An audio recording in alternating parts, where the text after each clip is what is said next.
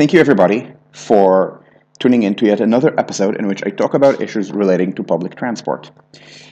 Today, I'm going to talk about uh, crayoning. Now, crayoning means drawing as if in crayon, as a way of infantilizing this idea, drawing proposed extensions of a subway system.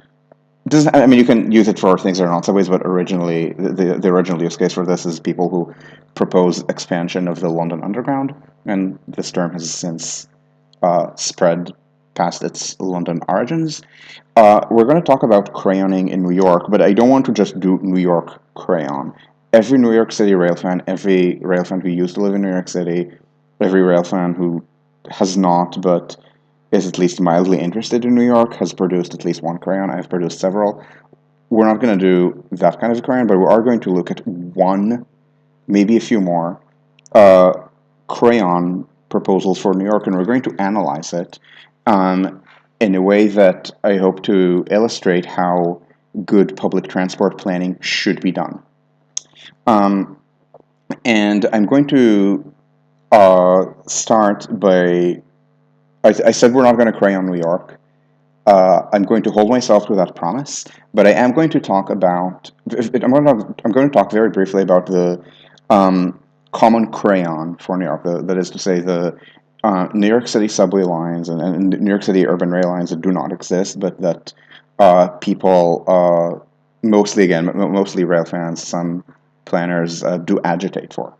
So we're going to start by having the New York City transit map. I'm going to use a version that I made, which is NYC.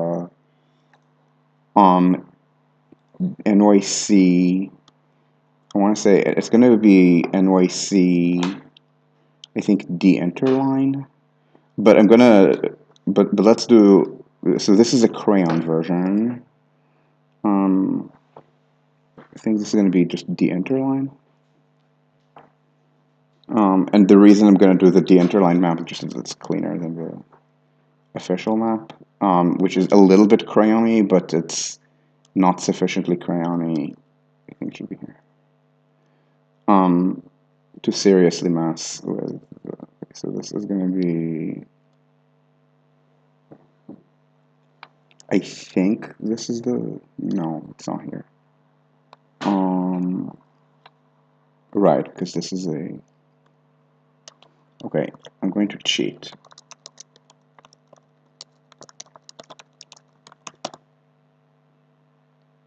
Okay, I'm going to just grab the map from my blog. It is here.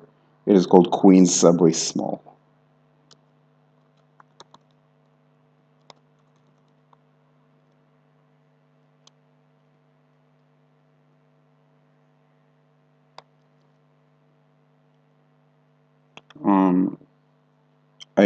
This is not on a very high resolution. There are higher resolution versions, but they're not terribly important right now.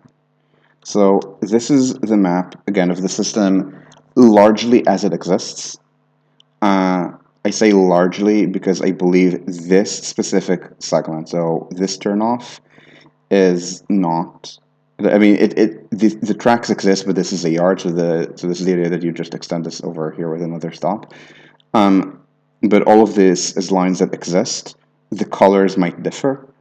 But again, it's just me illustrating where the lines are just because it's going to be cleaner than the official map, which is not perfectly geographic and also has things like four colors that just denote the same line. So this is, again, the system as it exists. Then there's Second Avenue. So this is Second Avenue subway. There's the second phase, which goes from here, which is 96th Street, to here, which is 125th, and then it curves to hit 125th and Lex. This is, I want to say under construction, but really it's under design. So they're doing the heavy-duty engineering, not just the planning for construction, but they don't yet have shovels in the ground. But at this point, I consider the project already under construction. which in a way is sad because there are a lot of cost problems with this project, and I do not think that they are substantially fixable at this point. They are on the margin fixable, but I don't think they're substantially fixable. So this is good. It's not quite crayon. It's already being done.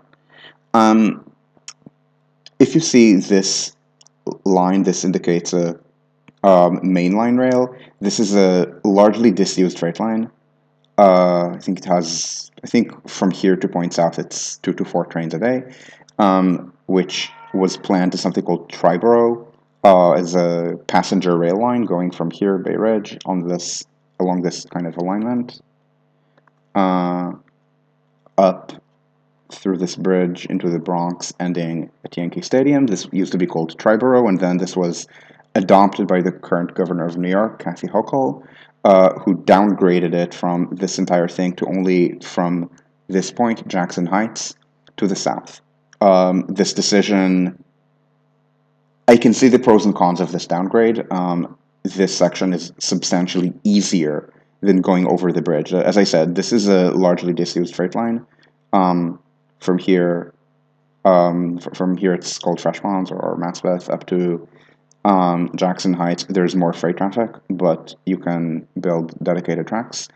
Across the bridge, there's not heavy freight traffic, but not footnote freight traffic, and building extra tracks is, you might as well just build an entirely new alignment. So as I said, I can understand the reason. I'm not going to say I'm for it or I'm against it. I can see reasons for and against. So it's currently called Interborough Express. You're not going to call Triborough something that only connects two boroughs, Brooklyn and Queens. Again,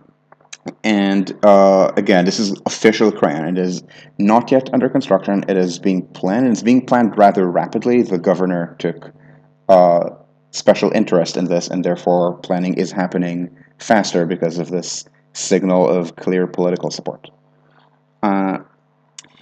Beyond that,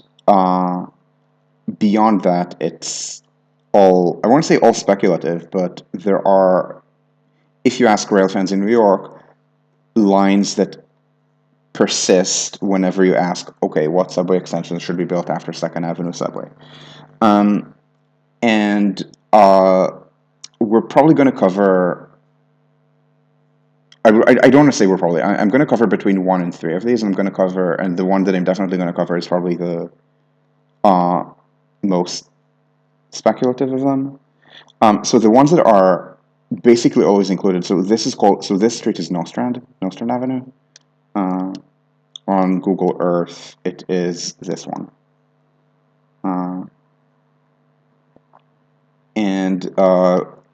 I have bus ridership and bus map for Queens. This is Brooklyn on Queens, but I can just tell you what bus this is.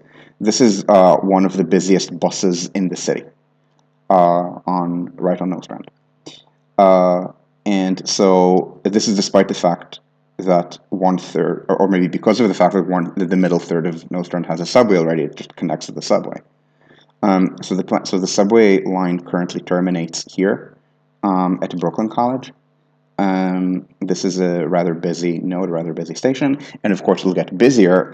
This is the Google Earth version of this line, of the freight line that is to be doubled by the Interborough Express. So right now, the only rail connection here is to the north, but under IBX, which again is, I'm not going to say IBX is happening.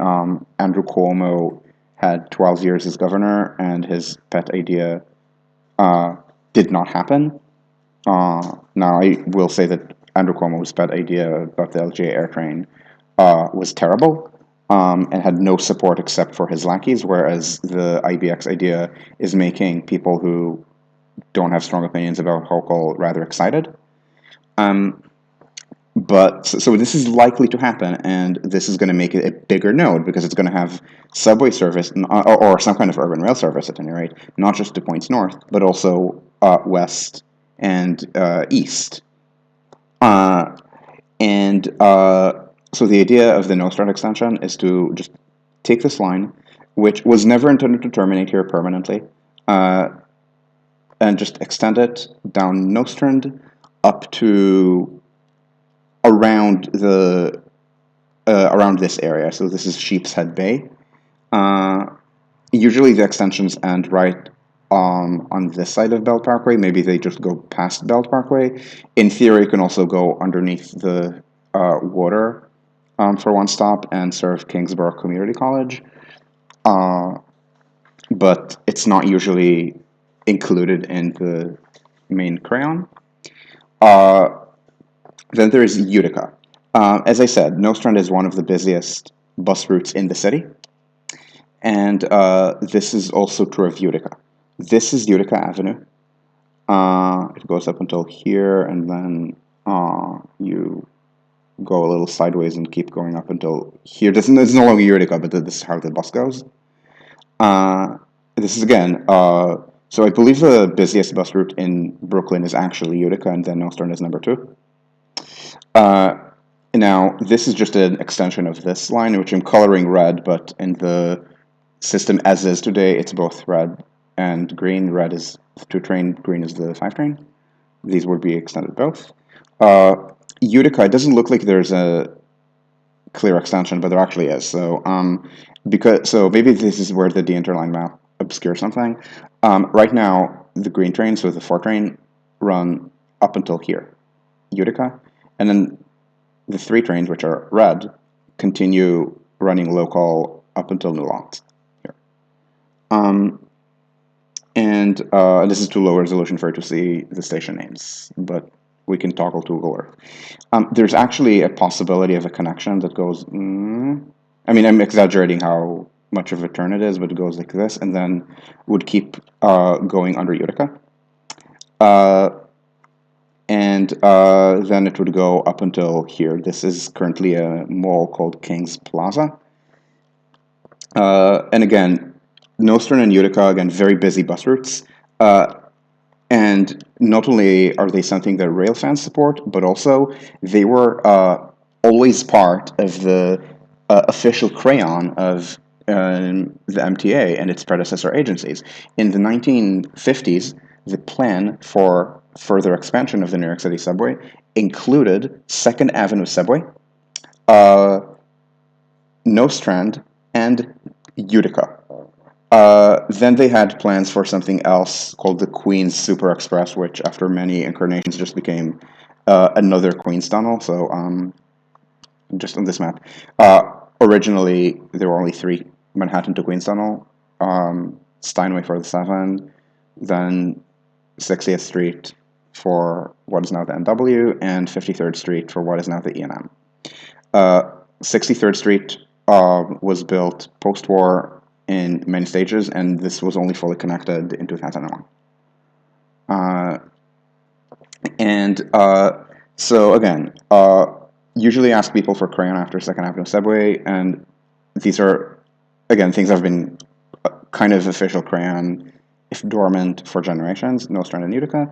Another one that I don't think has ever had any official status, but a lot of people are excited about, is because 2nd Avenue subway is intended to loop back to loop back a little west underneath 125th Street. There are ideas to just keep going under 125th Street. So that would be going like this. And again, that has no official status, but a lot of planners like it. It's something that maybe was less important generations ago, because it's a crosstown line, 125th Street, so it's not about service to Manhattan. I mean, a little bit it's about service to Midtown Manhattan, but it's mostly just a good east to west connection, and these have grown more important over the generations. There may have also been historic racism involved, I am not sure, but Harlem has been black for 100 years, so it's plausible that plans in the middle of the 20th century didn't care very much about serving black people with the subway. Again, I don't know if that was a thing, and actual historians should check me on this, but it's not something I can rule out. Again, something people like. There's taking the NW. This was also kind of official, and extending it like this to LaGuardia. Giuliani tried to do that in the 1990s, but there was a lot of NIMBYism here in Astoria. It would be an elevated extension. and Cuomo, who was very much a boomer, thought this made such an extension infeasible and tried to build an air train from LaGuardia to Manhattan that would go like this and then backward. As I said, nobody liked it except Cuomo's lackey. The project died as soon as Cuomo was out and was revived as a study of connecting in many different directions to LaGuardia, and the one that I think is the most promising is a subway extension like this. Hi, thanks, Bernanke. So these are probably so as I said, Nostrand, Utica, 125th, and LaGuardia. These are probably the four things you will hear, and IBX, but I shouldn't call it crayon when it's being advanced by the governor. And maybe that's also true of the LaGuardia extension, I'm not sure. So these are probably the crayon things that you would most hear about from area rail funds. And then the next thing after these is College Point, which is actually where we're going to start. So this is the 7 train, the purple line. It is one of two places in the city where you have just one line, no local, I mean, there's like some internal local express, but no sharing with other lines. Just this is the 7, and the other one, like this is the L train. And because they're disconnected in service from the rest of the system, they are also the guinea pigs for new technology that is difficult to deploy partially, like communications-based train control, CBTC, and therefore it started on the L and then was done on the 7, and now that it's succeeded on the L and especially on the 7, now they're doing CBTC on other lines, several at once, so that they would be able to equip more complex interlined lines with it. Now the 7 has been extended very recently. The 7, when it opened from Grand Central to Corona. Then it was that was in the 1910s, and then in the 20s it was extended east and west. East to its current terminus of Flushing, west to Times Square. So for about 90 or so years, almost 90 years, the 7 train just went like this. And then Bloomberg had the idea of extending it west by one stop. So this is actually a non-stop segment. I'm not in a. This is just a map that I did to show how different lines in the city should be reorganized. So I didn't depict stations, but this is one station, Times Square, and this line goes non-stop over a mile between Times Square and the terminus at the Javits Center. There were plans to also include a stop here in Hell's Kitchen, but Bloomberg was uninterested because the area is already developed, and this was specifically not a way of serving actual city residents, but serving speculation. We need to go to Google Earth for you guys to see, but this area, 34th and 11th, where the terminus of the 7 is, I don't think it's going to be denoted on Google. Oh, it is denoted. Great. Because sometimes Google doesn't show you the most recent subway expansion in a city. So this, you might see, has a lot of skyscrapers. All of this is recent. This was developed at the same time with the subway expansion. Again, it was from Times Square, like this. And a stop here was deleted because they didn't want to serve this area. And this was supposed to generate a lot of tax revenue that would pay for the expansion's price. It has not. They had to this area, because it's not quite Midtown. It's an extension of Midtown, really. They had to forgive property taxes to get developers to build. The fact that it's called Hudson Yards, you might notice that there are rail yards here. The rail yards extend underneath. The buildings are being built over the rail yard, so the construction costs, not just of the subway, but of the buildings is very high. So again, they had to forgive some taxes to build this. So this was maybe a speculative idea of just building to new development. We're going to go back to this idea of building towards to a speculative development, because this is Sometimes a feature of subway expansion, which can be bad in this case, or it can be good. Um, and the video that I just finished uploading and that I recorded 2 weeks ago about Sweden does actually talk about this kind of speculative development in Stockholm, where it's actually pretty good. They're building new housing in peripheral areas of the metro area simultaneously with expanding the subway there. Um, so this is, again, it's not crayon because it's been built, but Bloomberg had the idea of building this. This was in fact built. It actually had a very short lead time from the drawing board to completion. I'm forgetting when it was built, so I will actually check this. 7 Extension, New York. I want to say it opened in 2015. Yes, it opened in 2015. Um, and I believe it's an idea from the mid 2000s, maybe 2007. Okay, originally proposed in 2005, and so and so it's 10 years from original proposal to completion, which is pretty fast. Again, it was a priority for Mayor Bloomberg. Too bad the priority, again, was not a very good one. So what we're going to talk about is not this, but extending the 7 in the other direction. This crayon, extending the 7 in the other direction to the east, there's a long history of proposals to do that.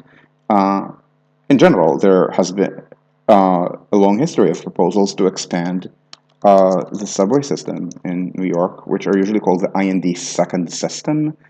There was a plan in 1929 and another in 1939.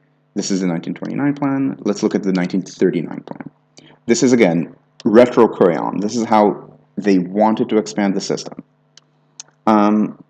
So note that Nostrand and Utica are on this map.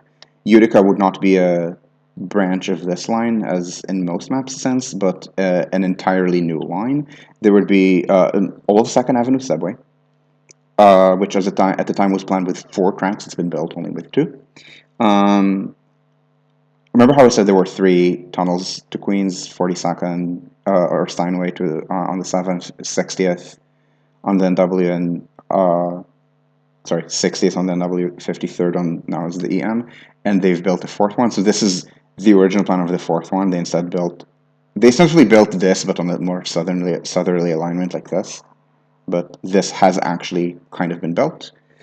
And you can see a lot of expansion farther out into city limits. So the 7 only goes up until here. So the idea was to extend it farther east, but also loop back to College Point. An entirely new line would extend under what is now the LIE, almost to City Line. What is now the F train would be expanded under Hillside, again, almost to city limits. This is the A train. This was an LIRR line that the A train took over the Rockaways, and there would be another expansion. Again, all of these would go all the way almost to City Line. So this has a long history, but it has been dormant, and I think it's been revived recently.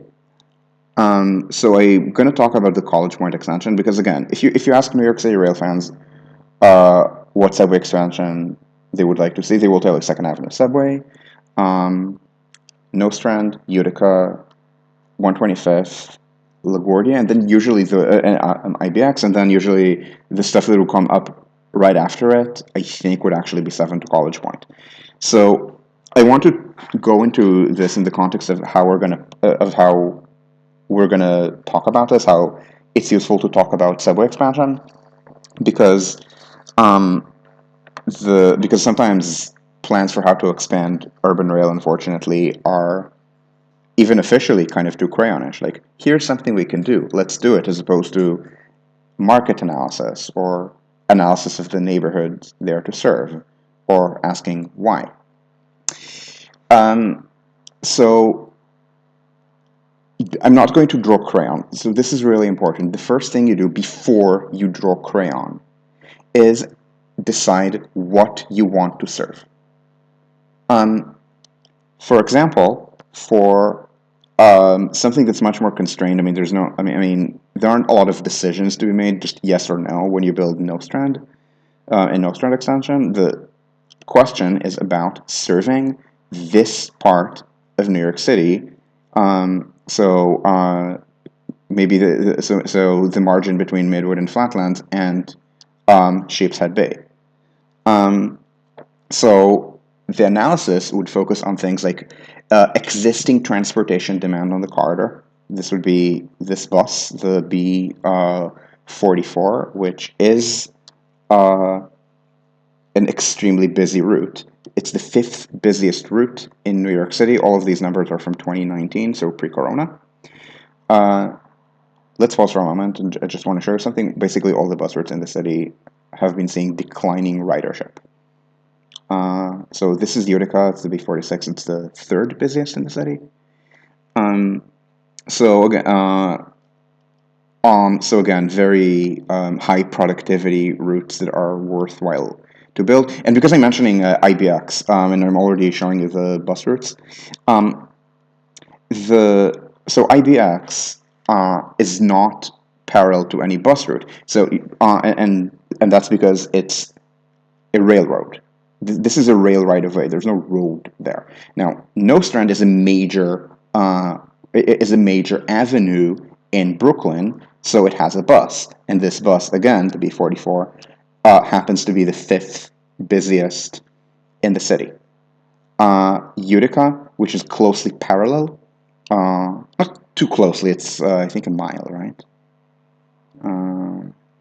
Yeah, 1.6. That's a mile. Uh, is even busier. As part of Southeast Brooklyn, just does not have subway service, and maybe you're already seeing it from just gazing at Google Earth. The population density here is not that low. Is it the Upper West Side? No, it's not. But if we zoom in a little bit on this area, what we're going to see is um, reasonably high urban density. Um, we're going to see, so these are a bunch of townhouses. Uh, the urbanists speak for it is missing middle.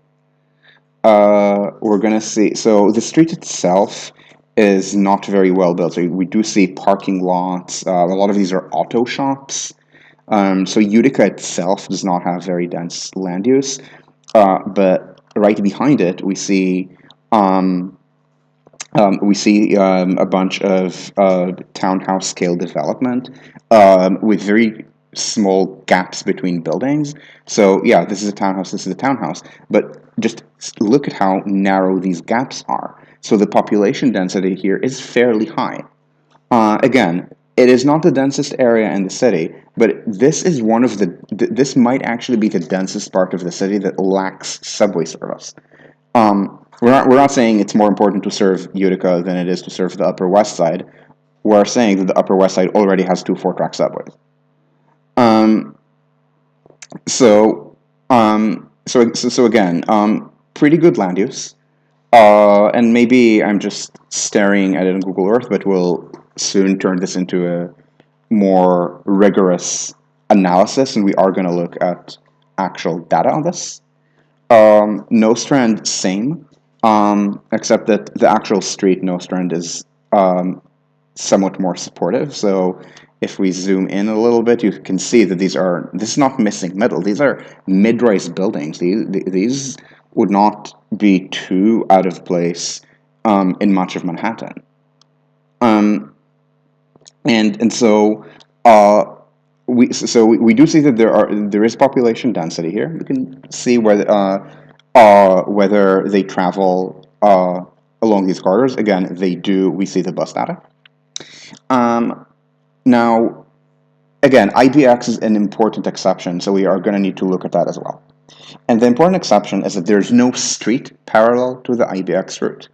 There are streets that are to some extent parallel. For example, maybe this part, the Bay Ridge, Borough Park, but maybe 60th Street is parallel, but 60th Street doesn't really wrap around. 60th Street just goes like this. Okay, whatever.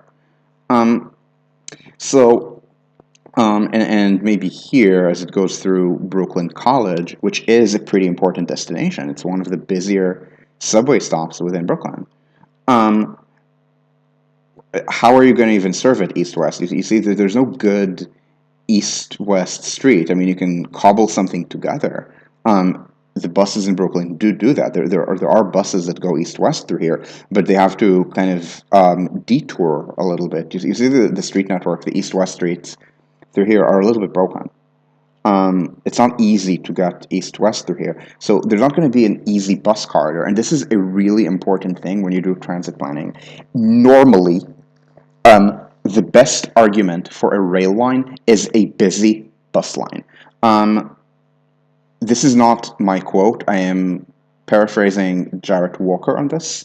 Jarrett Walker did not invent this idea out of thin air. In fact, in the history of New York City, there was something called All 4. This was pioneered by one of the two private companies that operated parts of the subway, generally these parts of the subway, called the BMT, or Brooklyn Manhattan Transit Corporation,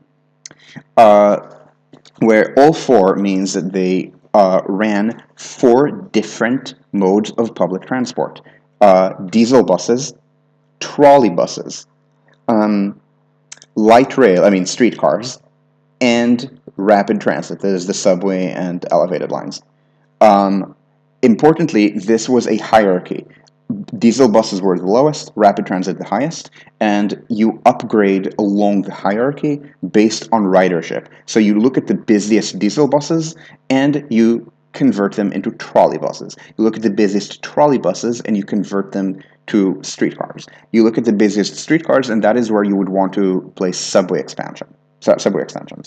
Now we're going to skip the trolley bus and streetcar phases because this is the 21st century. And first of all, streetcars in mixed traffic nowadays just don't work very well because they get stuck in traffic. And moreover, because of historic underinvestment, there might be places with buses that are so busy that it is useful to jump directly from a bus to rapid transit, skipping streetcars, which New York City no longer has, but maybe it should on some corridors that maybe are very busy but not top 10 in the city. And so this is the Queens bus, not Brooklyn. This is the impetus for building subways on Utica and on Nostrand, but that requires there to be a good street to run buses on.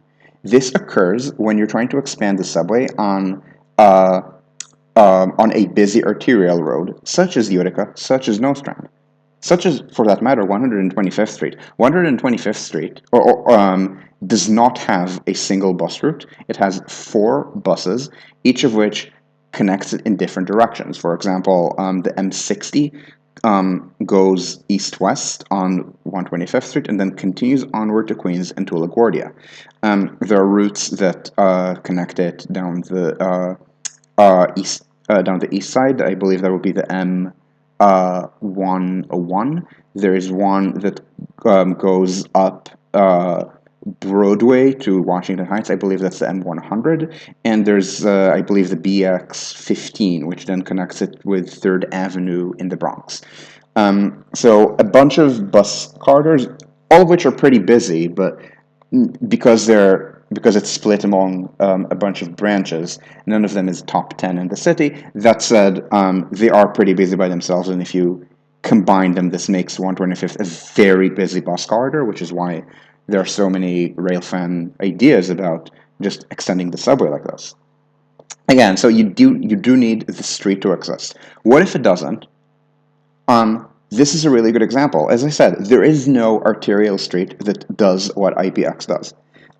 There is, for example, an important destination, again, would be Brooklyn College, but Brooklyn College is difficult to serve by surface transit from the west, and not much easier from the east. And so the ridership is suppressed. If we look at ridership on the buses that are closest to IBX, they will not be very high because these are not continuous arterials that get to anywhere very interesting. However, we can do hacks. For example, we can, let me go back here. We can look at the arterial corridors that serve in vaguely the same direction, that is to say east-west through Brooklyn, circumferential, without without getting people closer to Manhattan. We can maybe look at the population density along these areas and the job density and try to guess how many people would do the trip if better public transport were available. And we're actually going to do the first mode, the bus, the vaguely parallel bus system, because it's already available to us. And it also gives us very good results. So this is the Queens bus map. So I'm going to show you the Brooklyn bus map. This is from 2018, but there has not been any big redesign. So if there are any changes, they will have been on the margin. So this is the Brooklyn bus map, and I'm cognizant of the fact that this part of the screen is covered by my face. So this is Utica, this is Nostrand. And now let's look at the bus route. So the IBX route, it's not very well marked here, I guess. So you can kind of see the broken street network if you squint your eyes, but it goes like this. So we want to look at these buses that go vaguely the same. So maybe B8. B6 actually does do the thing of serving Brooklyn College, meandering a little bit through this area because, again, the street network is kind of broken. We have B82, which is pretty closely parallel in this part of the city. But it's maybe farther out. It goes on Kings Highway. And closer in, we have B35 on Church. So switching back here, this is Church.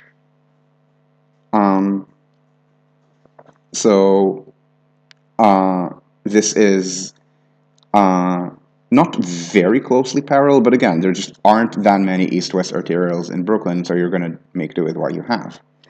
And we can look at the ridership on these arterials. So as I said, B6, maybe you want B8 also. B82, and to be a little greedy, B35. So B6, B8, B35, B82. Of note, omitting the B8 for a moment, these three are in the top 10 buses citywide. So in Brooklyn, the top 5 routes, all of which are in the top 10 citywide, are 3 circumferential routes that are vaguely parallel to IBX, Utica, and Nostrand. And I will also add the 6th busiest in Brooklyn, which is just outside the top 10, the B41 that runs on Flatbush. Flatbush is actually kind of parallel to Utica and Nostrand. It's diagonal to them, and it kind of hits the same areas. So we have bus ridership that screams, there's demand here, and it screams, there's demand in this direction. Now, maybe it's too diffuse to build an entirely new subway going east-west, but guess what? We don't need to. We have IBX. We have this beautiful right-of-way that has barely any freight traffic, so you can just reuse it, maybe relegate the freight trains to running at 11 at night or something. And voila, you've reinstituted some really busy bus routes. Congratulations. This is good. Keep doing that.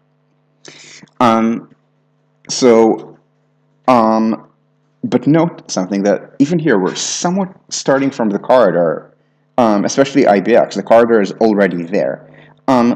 It's not really useful to do a detailed study in IBX of the various options there should be some options about station siting, for example, or about whether it's a good idea to only build IBX up to Jackson Heights, or do what earlier proposals did, which would have been to continue along this bridge into the Bronx and then wend your way to Yankee Stadium, or at one point, which I think is inferior.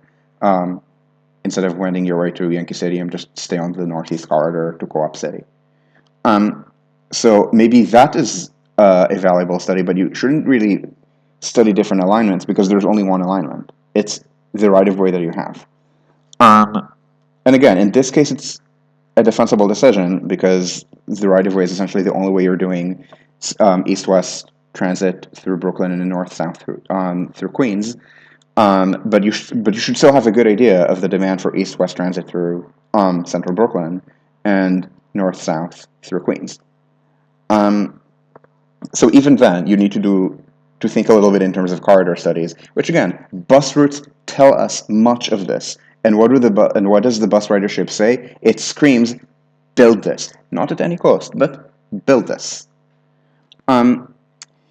So these are again pretty official crayons. So let's do the College Point extension. And the reason I want to do the College Point extension, even though it's again by most accounts, weaker than the things we've just discussed, so 125th, Nostrand, Utica, Vista LaGuardia, and IBX, is that precisely because it's been less studied, we have more alternatives, so we can do it with a somewhat more open mind. Before I start crayoning, and I have crayoned this, and the crayon that I do changes from time to time. So let's start by looking at the area to be served. This is College Point. It has a target visible from space. Now, again, before we do numbers, let's just do a very basic analysis of what we're seeing on Google Earth. So what we're seeing is a very auto-oriented shopping center, right? We see all the parking. You might also notice something, which is that the main streets here, which you can see by width, or you can see by the fact that they're colored yellow on Google Earth, if you trust that, are 20th Avenue and 14th Avenue. And you might notice also that the Target, and in general the mall shopping, are not adjacent to either of them. So what does this mean? It means that you are expected to access this area exclusively by car. Why? Because if this were intended to be pedestrian, you would place the shopping closer to the major walking routes. Instead, you see this route, and there's nothing at pedestrian scale on this, right? Because to the south, we have an undeveloped area. It's a wooden area that used to be an airport. It used to be called Flushing Airport. You can even see the remains of the runways. And then we're seeing an industrial zone. And then to the north, we do see a lot of shopping, but again, it's shopping that is well set away from pedestrian scale. So what this tells us is that this area probably is a more recent development, which shouldn't be too surprising, right? I mean, in the city as it developed in the 1920s and 30s developed mostly next to the subway. So this would have been newer development. I do not know whether this is literally people who are paying rent to or buying houses from Fred Trump as opposed to Elizabeth Trump. Elizabeth Trump made money by developing, I think, mostly Flushing and Corona as the subway was being extended there.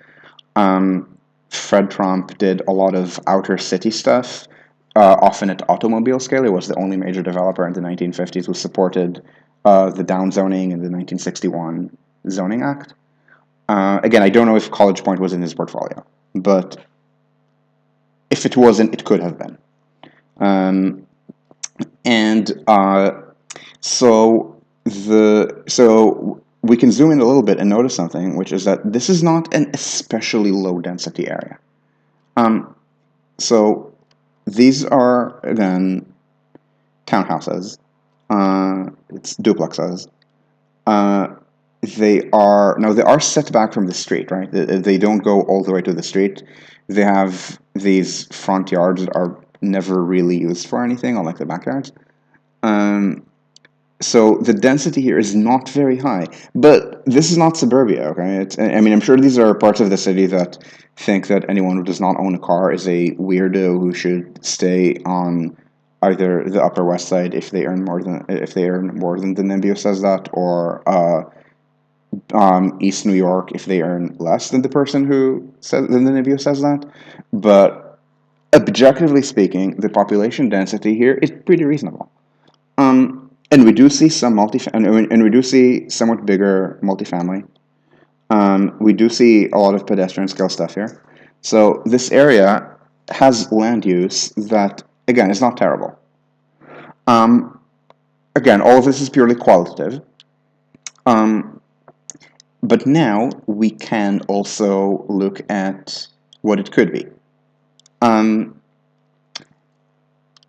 and this is really redevelopment here and here. So Flushing Airport, as the name may suggest, is a former airport. Um, so this area is unlikely to have conservation value. Um, I mean, it's possible that some species have recolonized this area, but they've had to come from somewhere, so it's very unlikely that there's endangered species, for example, around here.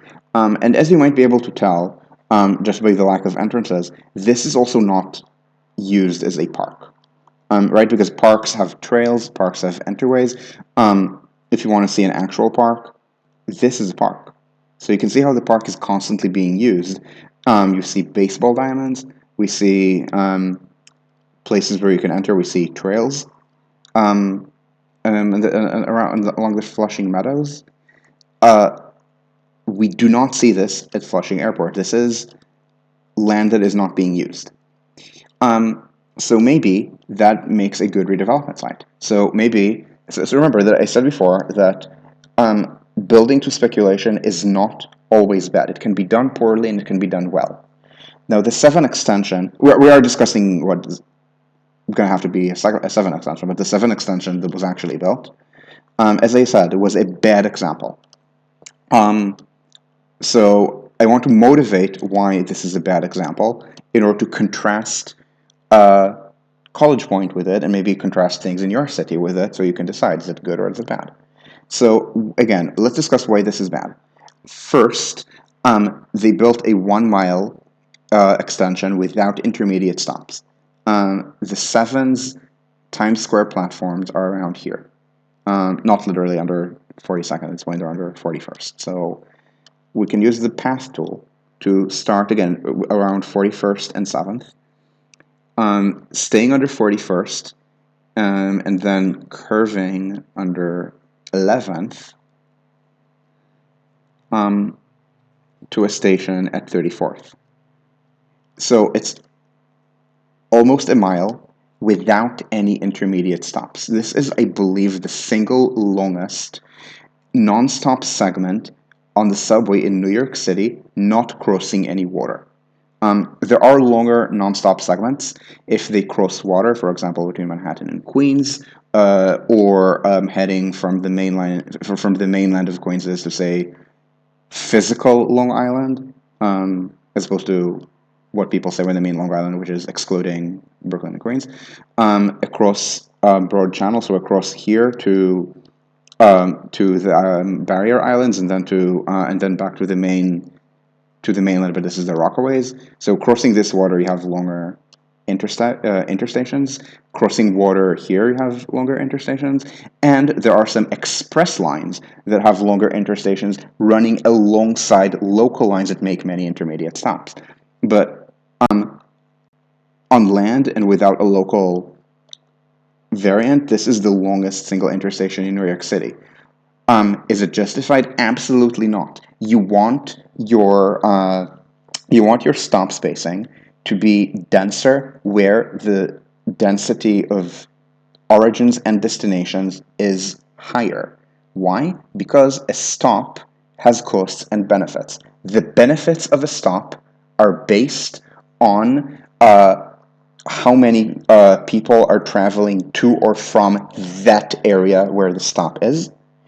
The cost of the stop is that it lengthens the trip times for people traveling through. So that is based on the density of travel through this point.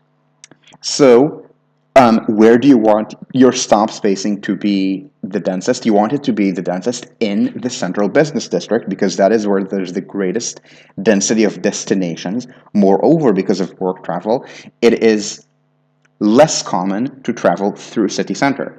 I'm not saying that people don't do that. They do, and there should be options to make it easier to do so. But it is less common, so you do want there to be more stops in city center. This is city center. You do want another stop here.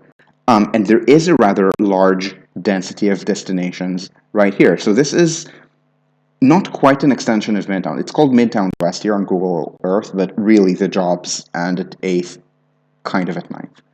The stop that was deleted was a 10th, and this is a residential area. But look at Google Earth. This is a high-density residential area. We have towers here. These are an excellent spot for a station, especially because this is residential. Why? Because if this is a residential area, you expect people to ride the train from here to Midtown. Maybe not to Times Square because they can walk, but to Grand Central. People don't usually want to walk 6 long blocks from 10th to Park. That is that is what a kilometer point 8, I think. I mean that's vaguely walking distance if you absolutely have to, but most people would not walk that long. And so, but importantly, this is an origin mostly pointing in this direction, east. Now, where do we think the 7 is the most crowded? Well, the 7 is the most crowded, heading from the main residential area, which is Queens, heading to the main commercial area, which is Manhattan. So any kind of so this is also an important principle if you're trying to do capacity management, which you are going to violate with the extensions we're going to talk about subsequently. So it's not inviolate, but it is a useful tool.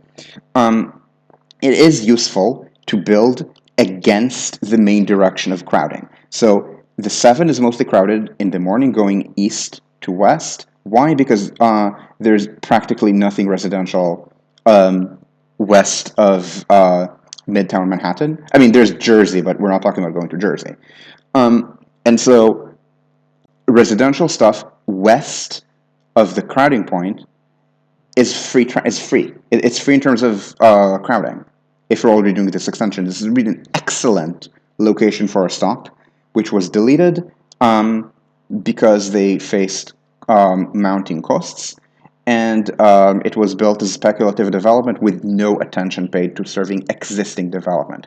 The developers and I don't think they were developers, but the development interests. So I think it was a certain Bloomberg appointee related to development who talked about how this area is already developed. This person was also opposed to Second Avenue subway because from his perspective, Second Avenue subway served the Upper East Side, which, yes, it is the densest residential neighborhood in the United States, one of the densest in the developed world.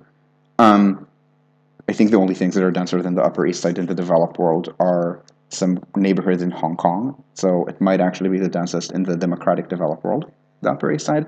But from his perspective, it was already developed, so he didn't care. So when you build to speculation, it's always important to also build to not speculation. Second, it is difficult to build on top of rail yards. Now, construction costs for skyscrapers, as I understand it, in Europe tend to be around $3,000 per built square meter. In New York, I found things going up to 5,000 and 6,000. But also, before we start slagging on New York, I should mention that in New York, the skyscrapers are taller. Maybe they go up to 300 meters, whereas the European examples I'm thinking of only go to 150 or 200, and costs are not purely linear. They do rise super linearly in length, in height. So let's just take the 5,000 or 6,000 figure as a given. And let me just point out that these were about, I believe, 12,000. And this is because building over rail yards is difficult.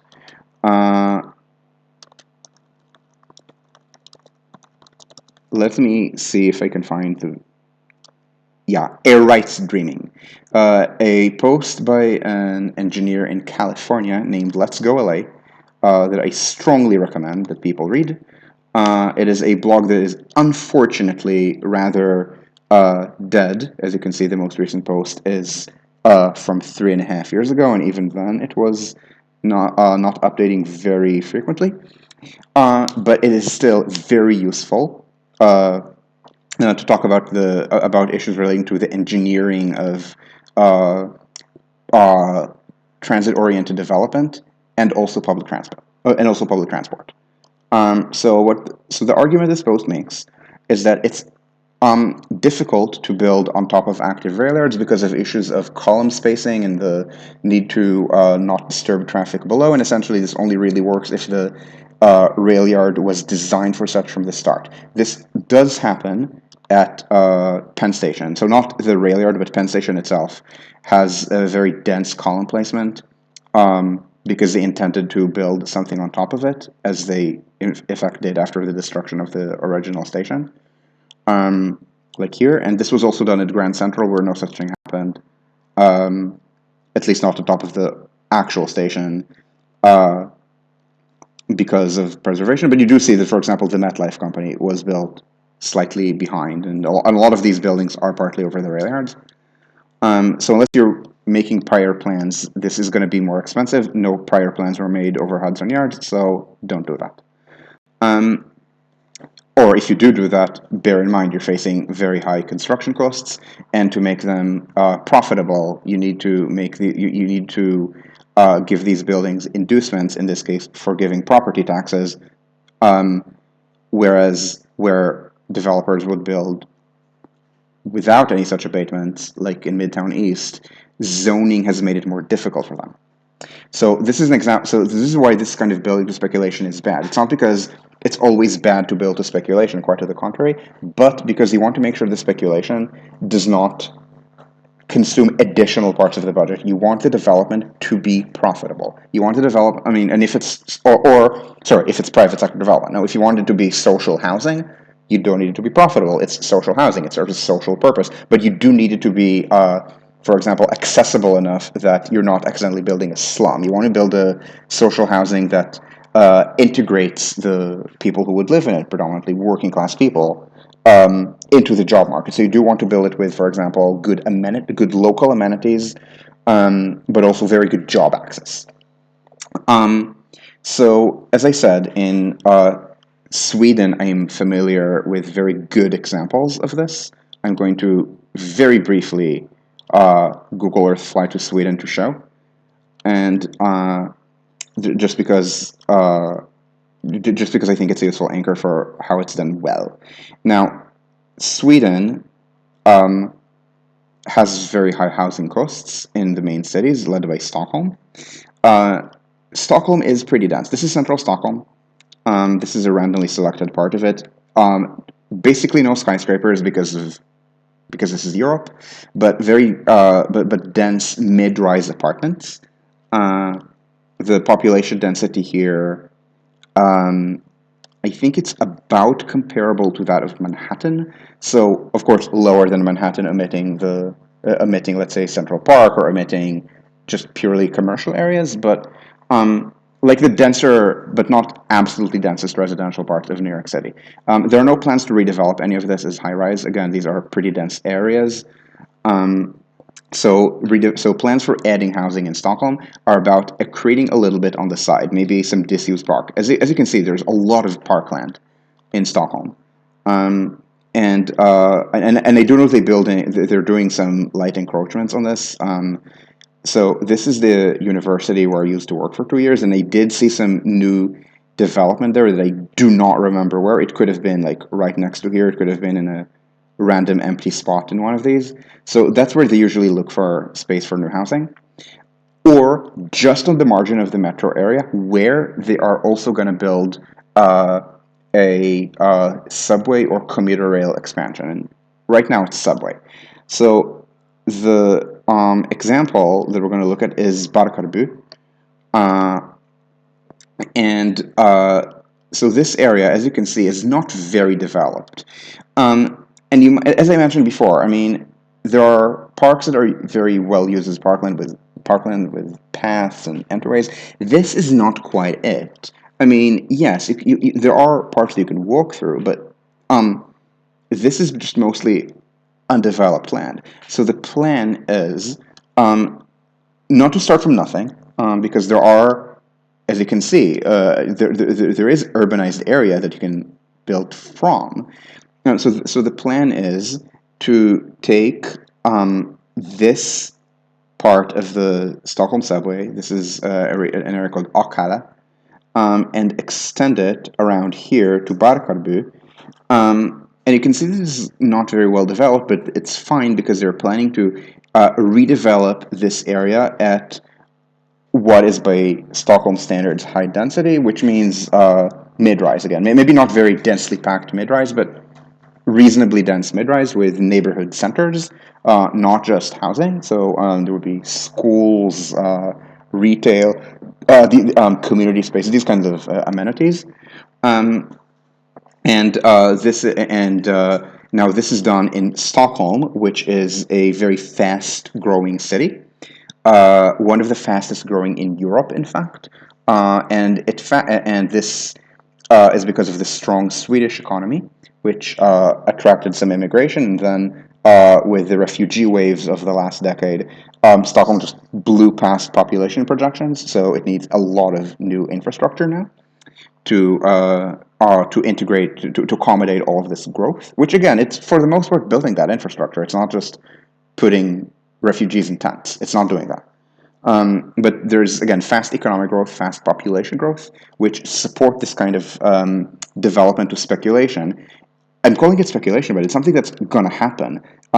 Stockholm has a history of doing that. It's not they're just saying there will be transit-oriented development and then this is just going to stay like this forever. No, they're building housing here. It's part of the municipal and the regional growth plans to build here and to build in the other speculative area where they're doing a subway expansion, which is here at Snacka. So there's a light rail line here where they're going to do a full subway and then they're going to densify a lot of this. So this is a good example, and again, this relies on high demand for more housing and high willingness to provide it. Does New York City have high demand for new housing? Do I need to open Craigslist right now and show people what the rents are anywhere in New York City that is not literally a hut at city limits? And even the hut at city limits is going to cost a lot by the standards of random huts that are not in or around New York. I can tell you what the rents are in this area of the city. So between the 7 and the EF, this area is called Kew Gardens Hills. So this area is called Kew Gardens. This area is called Kew Gardens Hills. It is, as you might notice, not on the subway. And I believe, and I hope to be corrected on this if I'm wrong, but I believe that it costs something like something close to $1,000 a month to live here, and that's not getting your own one bedroom. No, this is your share of an apartment that you're sharing with multiple other housemates. Now, if you're living here, you're going to say, "Oh, $1,000 a month for your own room? That's cheap." Yeah, that's because you live here. This is not even on the subway. So yes, New York has amazing demand for new housing because it is an extremely wealthy city. And yeah, people talk about how it's going to be permanently changed by working from home. Rents are at this point above pre-corona levels. And so, certainly, if you build somewhere and you permit the construction of new housing, you can do that. So New York can build to a place like Flushing Airport and build a new neighborhood there based on new subway development. The question is whether it has the willingness to do so, and this is unfortunately not as positive. Stockholm is where the term YIMBY was invented as a movement for building new housing. Now, is Stockholm as YIMBY as, for example, Istanbul? No. Is it as YIMBY as Tokyo? No. Is it as YIMBY as Seoul? No. But it's YIMBY as, for example, Berlin. Thank you very much. In Stockholm County, I believe they build 15,000 or 16,000 housing units every year in a county of 2.5 million people. New York City has close to 9 million people, and the construction rates are not much higher than in Stockholm. I think it's 20,000 a year, maybe a bit more. So we're talking about 1/3 as many per capita. New York is beset by NIMBYs, and that makes it very difficult to build. Now, it is possible that it would be possible to build here as part of an agreed upon growth plan because this is a new area. So maybe there are fewer neighborhoods who live here to object because nobody lives here. But that would require a growth plan, and it should not be built most likely without such a growth plan because, as we mentioned before, this is not a very dense area. Now, so let's start quantifying at least whether this has good bones for subway service. And note, by the way, I am not crayoning. I'm not saying where this 7 should go. I'm just pointing out that this is a neighborhood that is far from the subway. It's dense-ish, but not on the subway standards. I mean, compared with, I don't know, this area, Clearview. I mean, this is just single-family houses.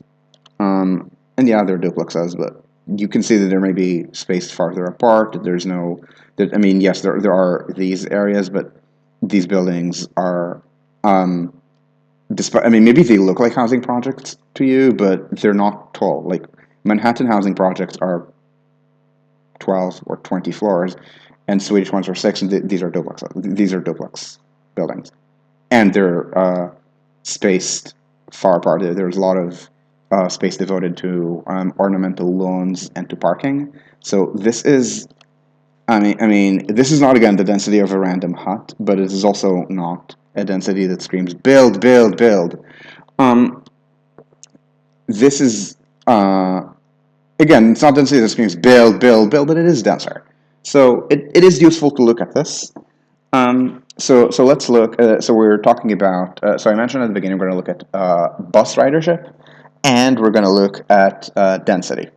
So let's do bus ridership first. First because it's easier, and second because I already have more ingredients. So let's look at the. We don't care about the Brooklyn bus map anymore. Let's look at the Queens bus map. So we see that College Point. So we see all these routes that hit College Point, right? We see the 65, the 25, and maybe also the 20. The 20 is kind of weird, but something important is that all of these connect College Point in the direction of Flushing. The 65 on College Point Boulevard, the 25 on a bunch of intermediate corridors, and then the 20 runs east-west on either 14 or 14th Avenue or 20th, and then diverts to Parsons, and then hits Flushing Main Street, and then the 20 so the 65 terminates, at least here, and then but I guess some buses also continue down on this intermediate corridor to hit Jamaica. The 25 continues on Casina to hit Jamaica, and the 20 continues on Main Street to Jamaica. So these are bus corridors that serve a dual function. The first is to connect Jamaica with Flushing. These are two of the most important business districts of Queens. Not the most important. The most important is Long Island City, just facing Manhattan. But Jamaica is not nothing, and Flushing is not nothing. In fact, these are some of the busiest subway stops in the city outside Manhattan, because these are important areas, and also these are where all those buses converge from points east. And so we're gonna. Sorry, this is maybe not as useful. So we're gonna look at these buses again: 20, 25, 65, and let's look at the ridership. And this is where the fact that there's this separation between New York State Transit, which is stuff that has been municipalized for many generations, and the MTA bus company, which was municipalized more recently. That's where it's going to annoy me. I never remember which is which. Queens has a bunch of routes that could be either, and the numbers won't tell you what they are.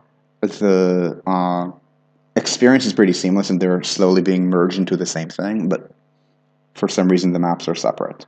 So as I said, Q20, Q25 is not here, so it's going to be on the bus company side, and 65 also.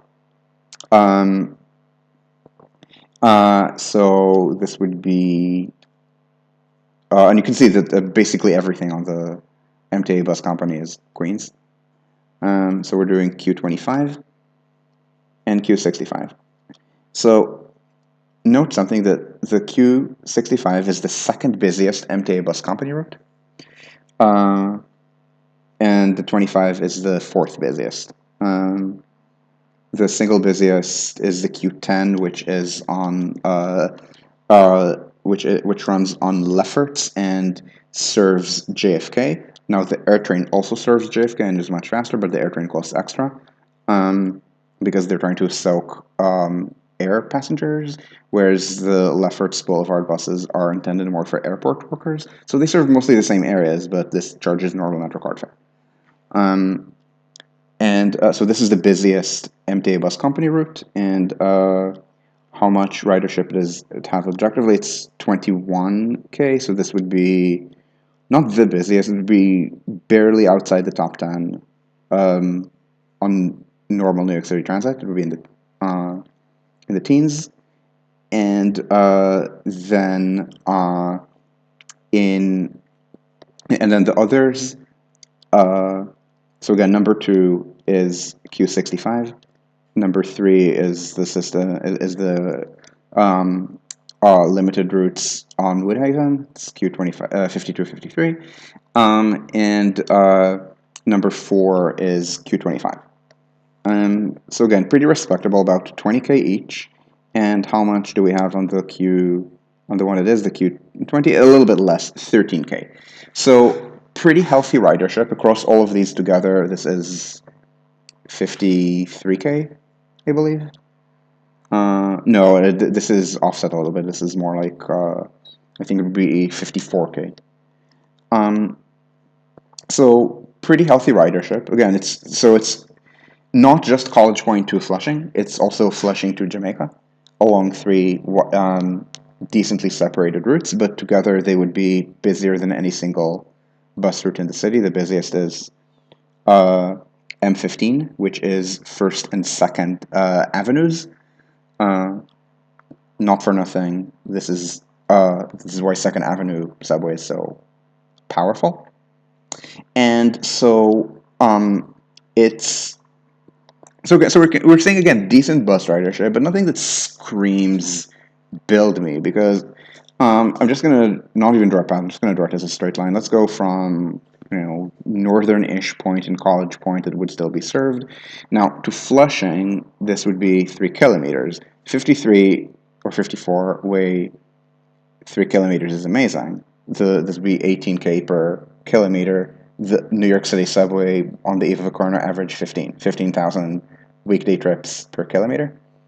And so, but we're not. But again, these routes don't just hit Main Street, Flushing Main Street. They go to Flushing, and then the Q20 alongside the Q44 runs on Main Street.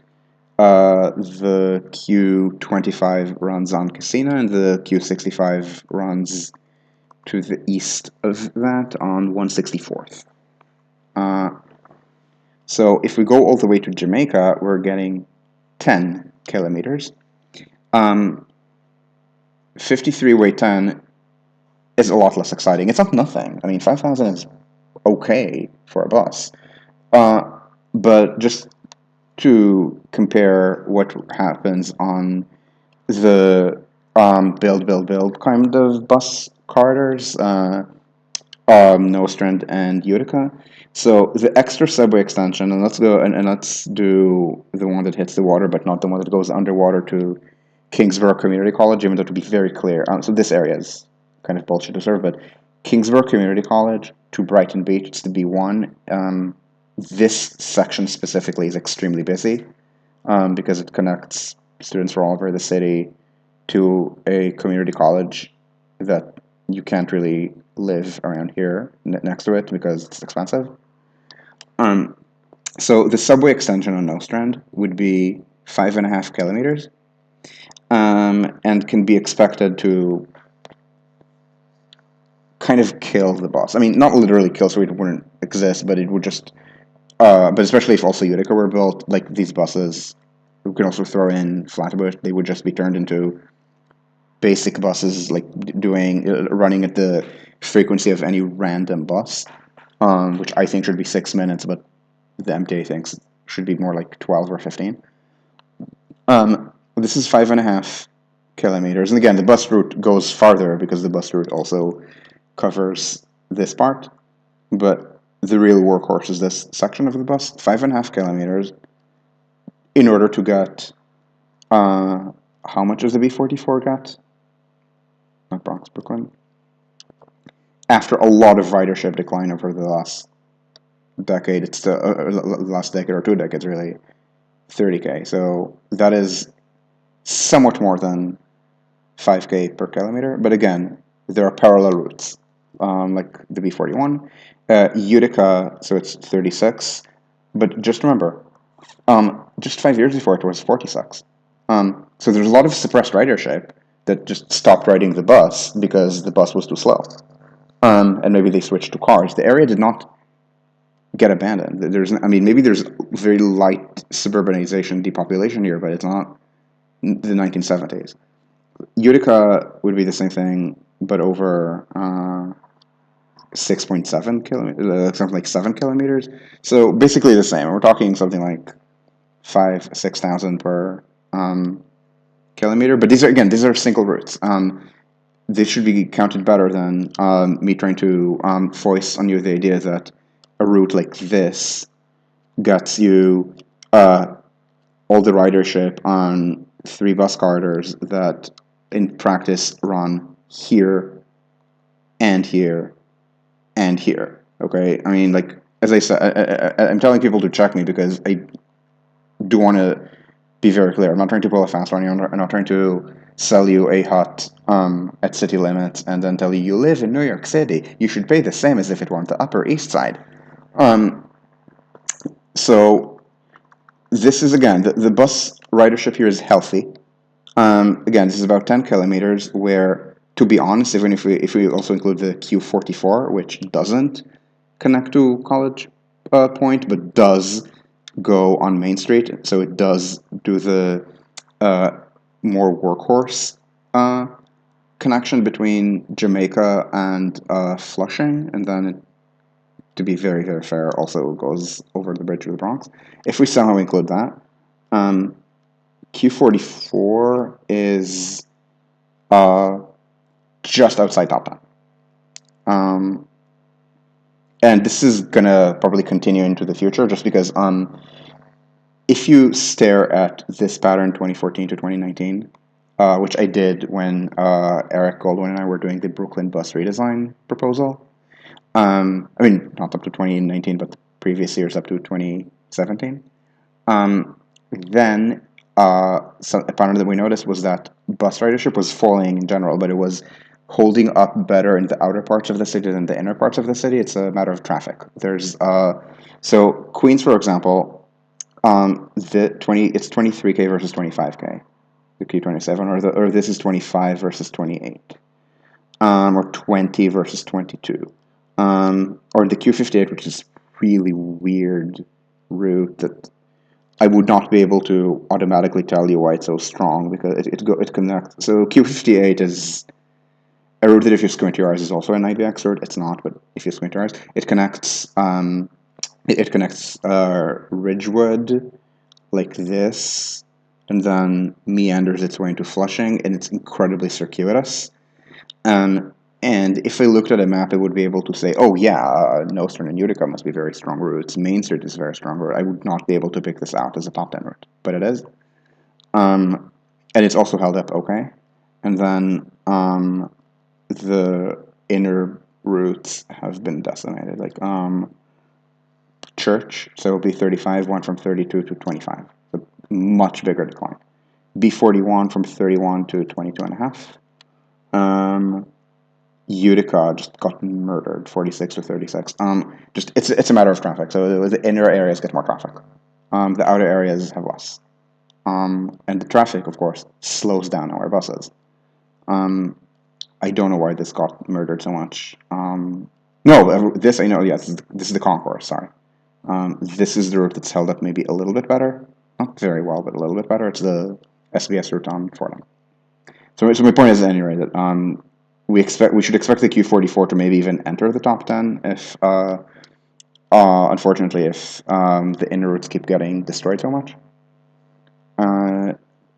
So this is again another 25 on top of what did we say? This is 13 and a half. This is 40, and I don't know if you're seeing this over my head. Yes, you are. My head does not quite go all the way from down. So 40 and a half, 13 and a half. Yeah, so 54. 54.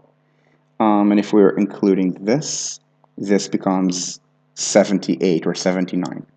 And again, remember, the Q44 also serves other routes, so maybe even this entire corridor becomes useful for subway investment.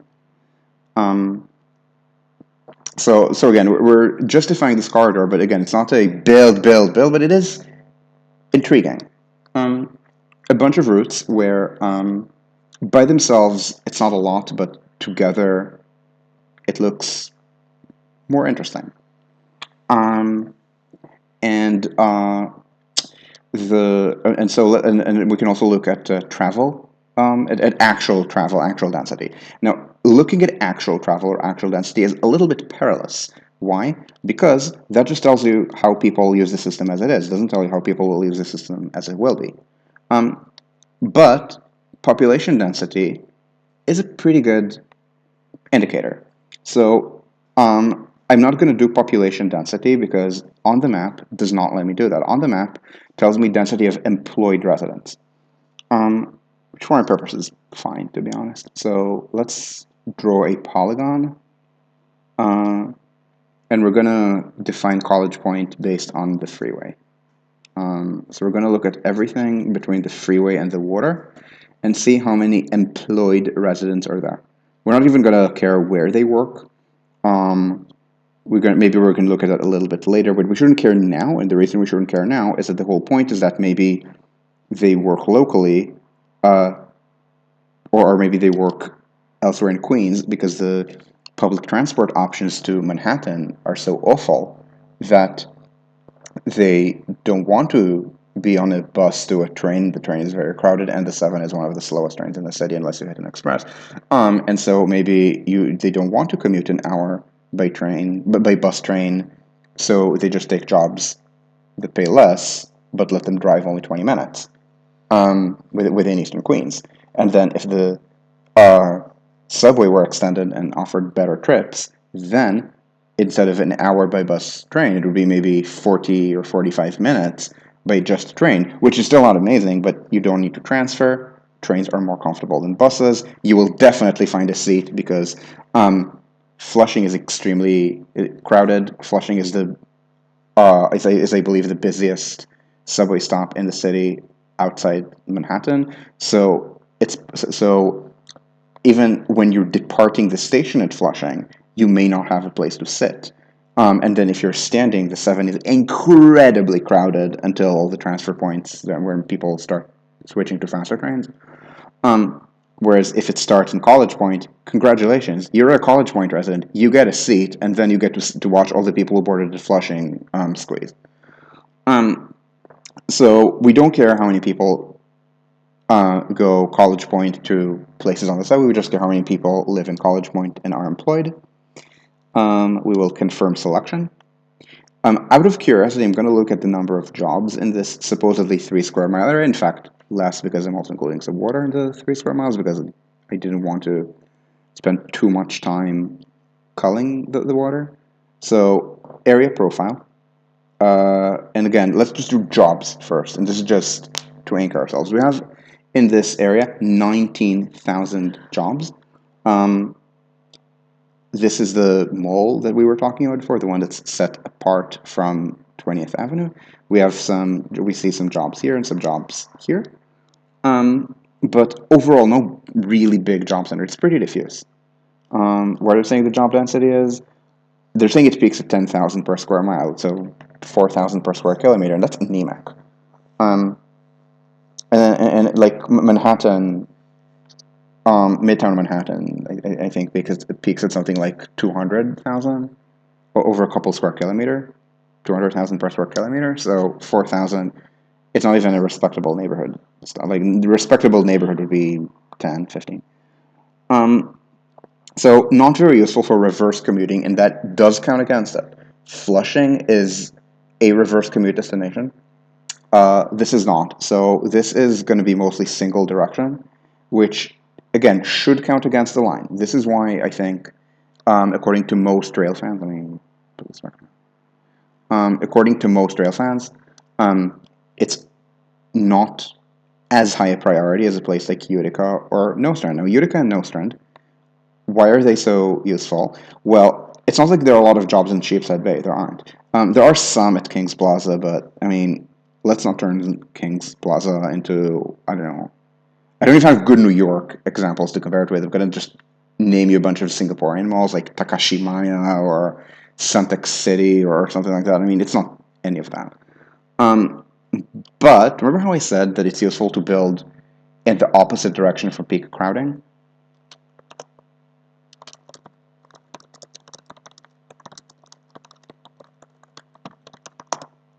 Not he, the.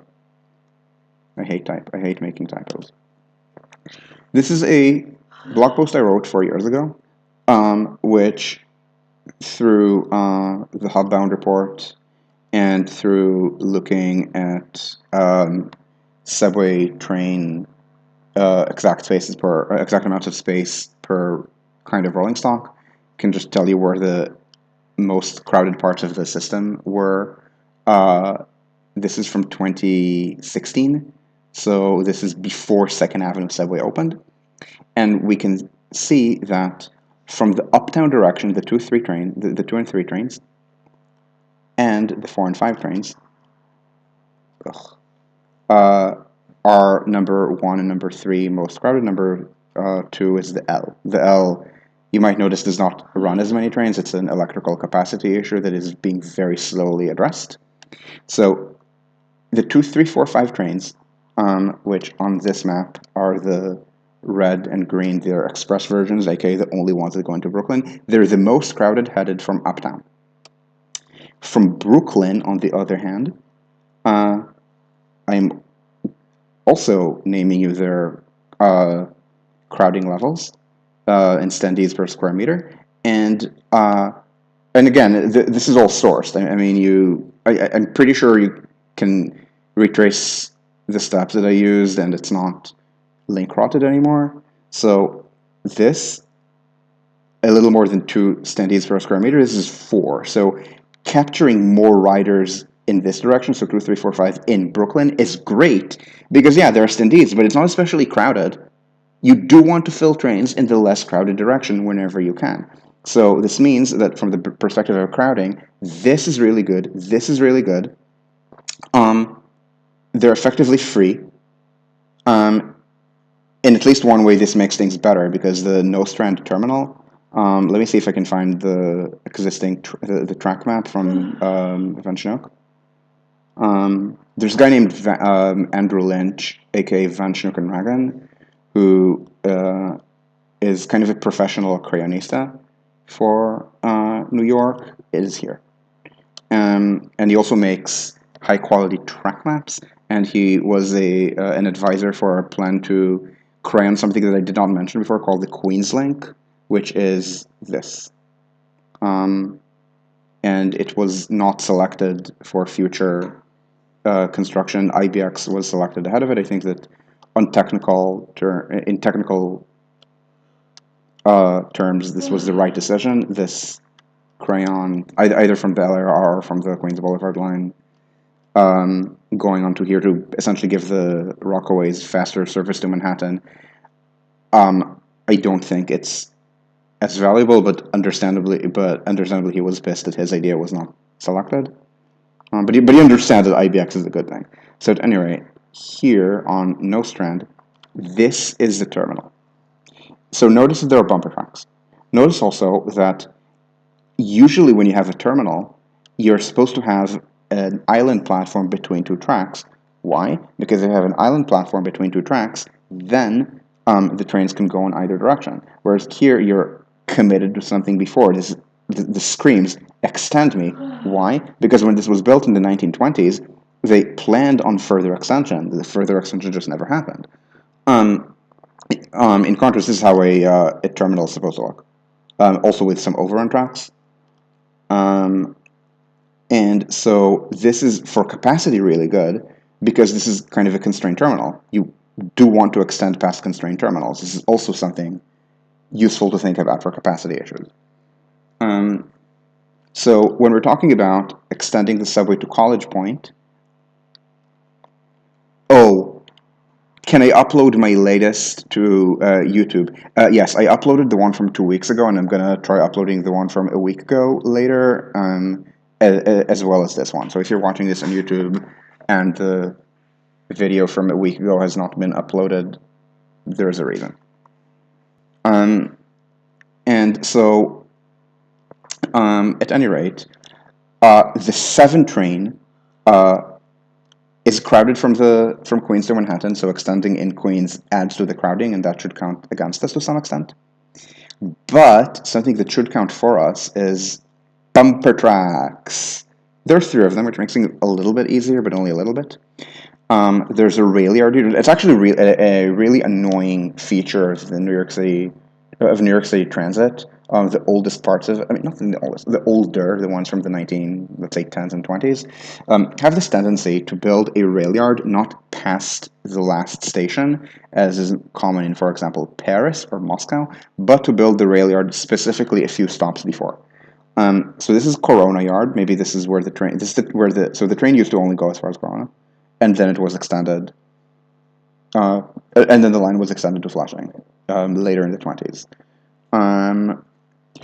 The one train has the same issue. The turnoff to the rail yard is not past the terminal, but one stop before. I guess the A train does the same thing. I didn't notice before, but the A train has its giant yard where the connection is not past the terminal, but one stop before. Where's the 6 train? Here. There's a turnoff here. A few stops again before the terminal. And this is not even a matter of expansion. This was built as a single thing. So this is a huge constraint. It means that at no point can the subway run in pure headway management mode, because even lines that don't share tracks, like the 7 and the L, are also normally the 1 and the 6 during the daytime. They're run local, other lines run express for them. Even these lines can't run all the trains all the way. So they have to turn off some lines in the middle, and that introduces schedule constraints. So being able to address this historic error and make sure that future terminals do have overrun tracks, this is an argument in favor of extending past all of these bumper track terminals. Ironically, the 7 in Times Square was one of the few examples of lacking any kind of bumper tracks. It actually did have some over. So my point, maybe I shouldn't say lacking when I'm saying something it did have. It did have overrun tracks. It didn't bumper track here. It terminated, I think, a few tens of meters past. So the bumper tracks are a good argument for extending the 7 in some direction, and I'm again arguing right now in favor of College Point.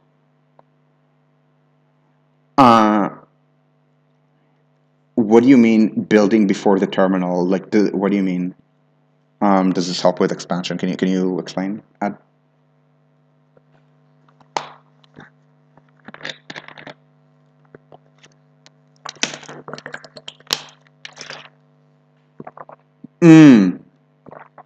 No, It doesn't, because what you want to do is have overrun tracks, um, and then, especially if you're at a place where you think you're going to have the terminal for a long while, just build it past so that the trains just run direct with the terminal. And this is what's going to happen if you look at a lot of a lot of track maps of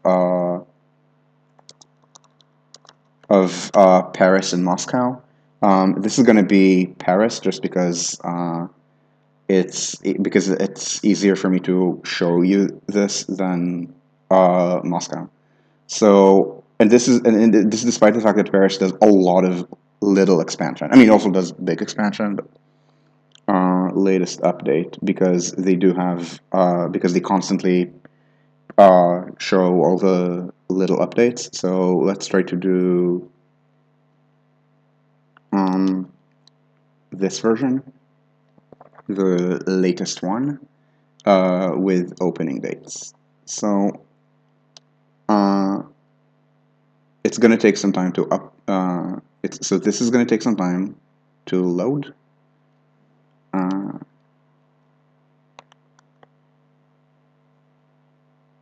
And because I don't want to wait, I'm just going to download the whole thing. Completed. Okay, I don't want to deal with.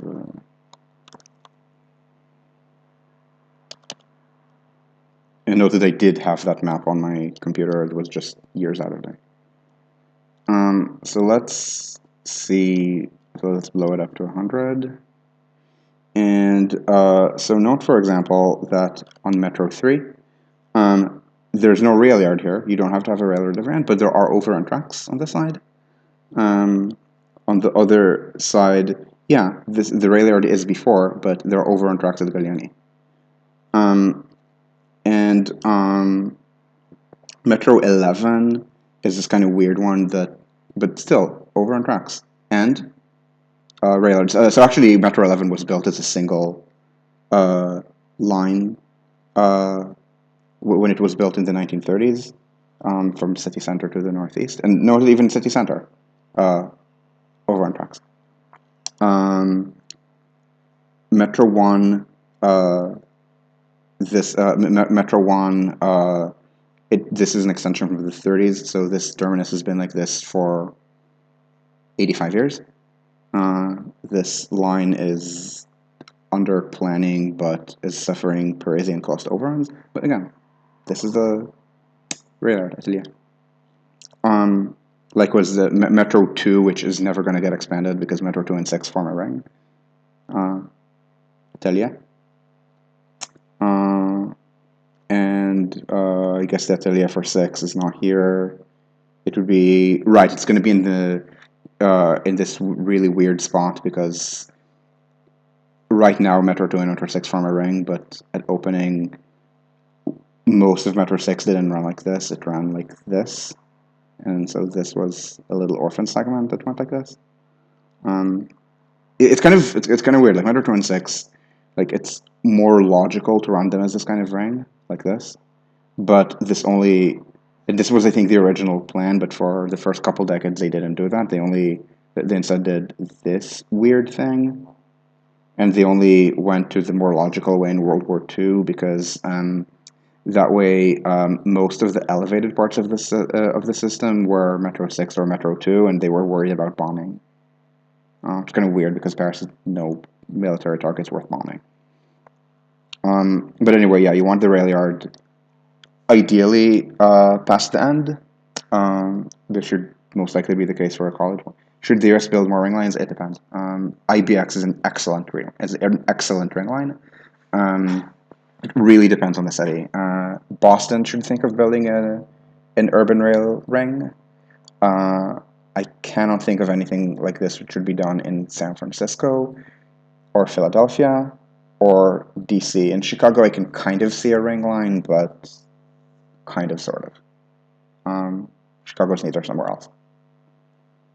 But at any rate, the point is that you do want to expand. So capacity management is a reason to expand. On the 7, this helps with capacity management as far as bumper tracks go, but not as far as peak crowding goes, because it's going to add more crowding. Like the whole point of this is we're going to make it easier for people to travel. We're going to make it easier for the not the 80, not the 19,000, not the. Okay, you're not seeing this number. The number of jobs in this area is 18,731.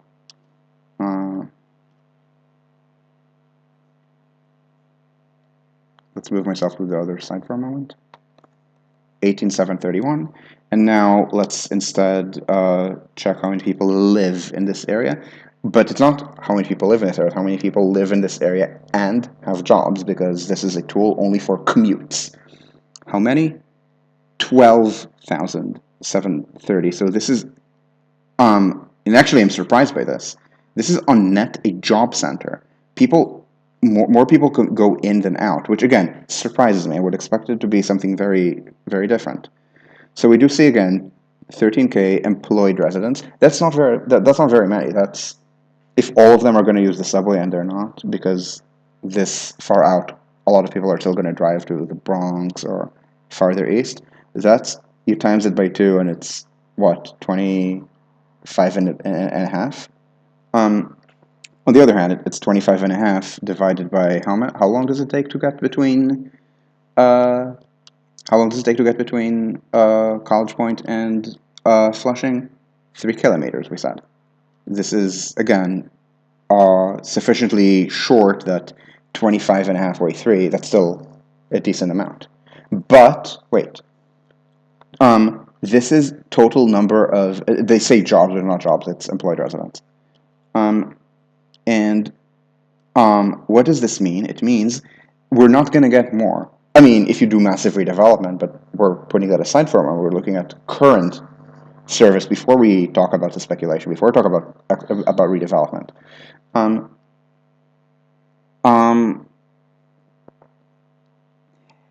Owen, I will get to you in a moment. But my point is, the 25K, however, you're getting if you capture literally every person who lives in this area and works for a living. That's not going to get better. Like the bus numbers that I said, I mean, they're meant for a subway, but it's a bus. You can say, oh, okay, I mean, if we're providing subway service, it's better. More people are going to ride. Yeah, I mean, the ridership on all of these buses, First and Second Avenue combined, on the eve of the opening of Second Avenue subway. Maybe I should move my head to the other. I should move my head back. 45. And this is how somehow has held up. So 46K, 45K. Second Avenue subway, which was only a quarter of that, a quarter of Second Avenue, was not 45K divided by 4. It was, the projection was 200.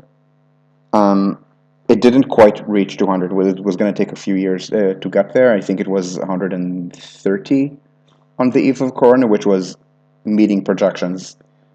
But note that this is, again, much more than the buses, even though it's only a small part. I mean, generally you should expect ridership to maybe double over buses, including closely parallel ones.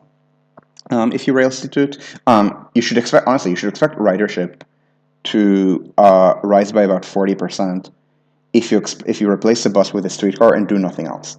And the subway, of course, is not just replacing the bus with a streetcar. It's also a lot faster, and in this case, saves the transfer. In the case of Second Avenue subway, it also gives you very good east-west transit. This is something very underrated. As I keep reminding everyone, I used to live here. And I would go to Columbia here. This was so now what I would do is take the Q, change trains to the 1, and even with like this kind of circuitous thing, it would be, I computed 37 minutes in each direction, but this did not exist when I lived here, which was 2009, 2010. I had to take this bus. I didn't live here, I lived here. I would take this bus. There's no street to cross Central Park like this. The bus would go, and it would be not a 37-minute one-way, but a 50-minute one-way. And after cuts to bus frequency, it was faster for me if I'd missed a bus to walk across Central Park than to wait for the next one. Walk from here to here. Um, so, so the subway in this case also opened up new travel that did not exist before. It wasn't just a subway version of the same bus.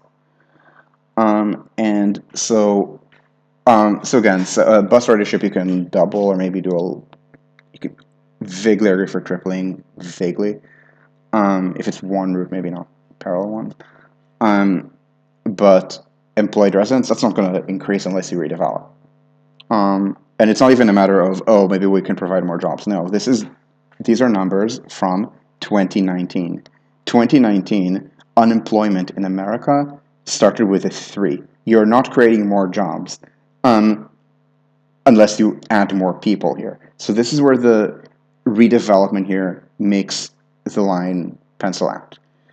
If you can do this, if you can redevelop this area, which probably means also doing something with these warehouse jobs and doing higher end land use, then alongside some people maybe riding the train a little bit reverse peak to these, let's say, target retail jobs, then you should definitely make this pencil out because the buses already showcase pretty good demand. Not build demand, but again, demand that is healthy, very healthy. This area has a lot of retail and a lot of jobs. It probably requires some kind of redevelopment plan to do something about these parking. I don't want to call them parking craters. Parking craters are usually between buildings, not between buildings, between a building and an overgrown airport. But doing something that to make sure that there's retail, like maybe a shopping mall here that faces the street to make this an actually walkable street, and of course face this with residential. How much residential? Well, let's see. Let's not build beyond Mill Creek. Maybe Mill Creek will be some kind of park. So if you do like this, then this is maybe the maximum level, and maybe there's going to be stuff that's going to be left for a park, maybe for an actually useful park. Maybe the subway's not going to serve all of this. Then you're going to, this is 0.29 square kilometers, which at average Queens density is about a little less than 3,000 people, but it's not average Queens density. You're not going to average in the meadows or city limits. And if it's redevelopment, it can be maybe 20,000 or 30,000 per square kilometer, and then it's maybe 10,000 people could live here. And that's without taking into account things like colon walled city in my backyard type proposals. Just very like missing middle to mid-rise, right? Missing middle would be about 10,000, 15,000 per square kilometer at the highest end. Mid-rise 30,000. So yeah, you can add more people here. Then let's not forget that a subway line does not mean that we're teleporting from Flushing to Flushing Airport. What are we passing through? We're passing through this area. This area is not nothing. This area, let's zoom in.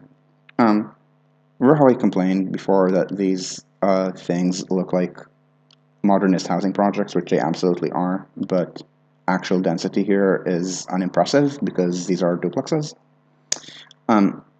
These things in this area that is denser. These are not huge. It's not Co-op City, but this looks like 7 floors. 7 floors is healthy. I mean, yeah, there's way too much parking, but these are 7-story mid-rise housing projects. They don't have a subway. You can now let's not call this a transit desert. I mean, you can walk from here from this area to Flushing, and it's not the best, but if you're able-bodied, probably your commute is you're walking to the Savon, and so this is something that absolutely can be part of a subway expansion. So if you're also including this part, which you should, the bus ridership includes that. Let's now stop looking at College Point and talk about this area. What limits do we use? Let's go from London here. We don't want to go to so we don't approve too much, right? We want to I mean the line's probably going to go something like this. So we want to let's go between London and I don't even go as far as Parsons. Let's do Union. So Linden and Union, so like this area. So let's do this. We shouldn't go too far. That it's gonna be far from any actual subway extension. Let's go as far as northern. So if you confirm selection, just go in this little area. This is a pretty small area, right? They're saying 1/5 of a square mile, so it's 1/2 of a square kilometer. How many employed residents are there here?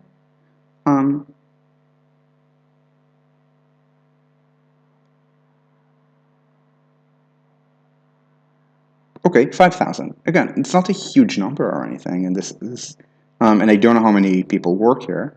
This looks pretty residential, but I thought this also of that.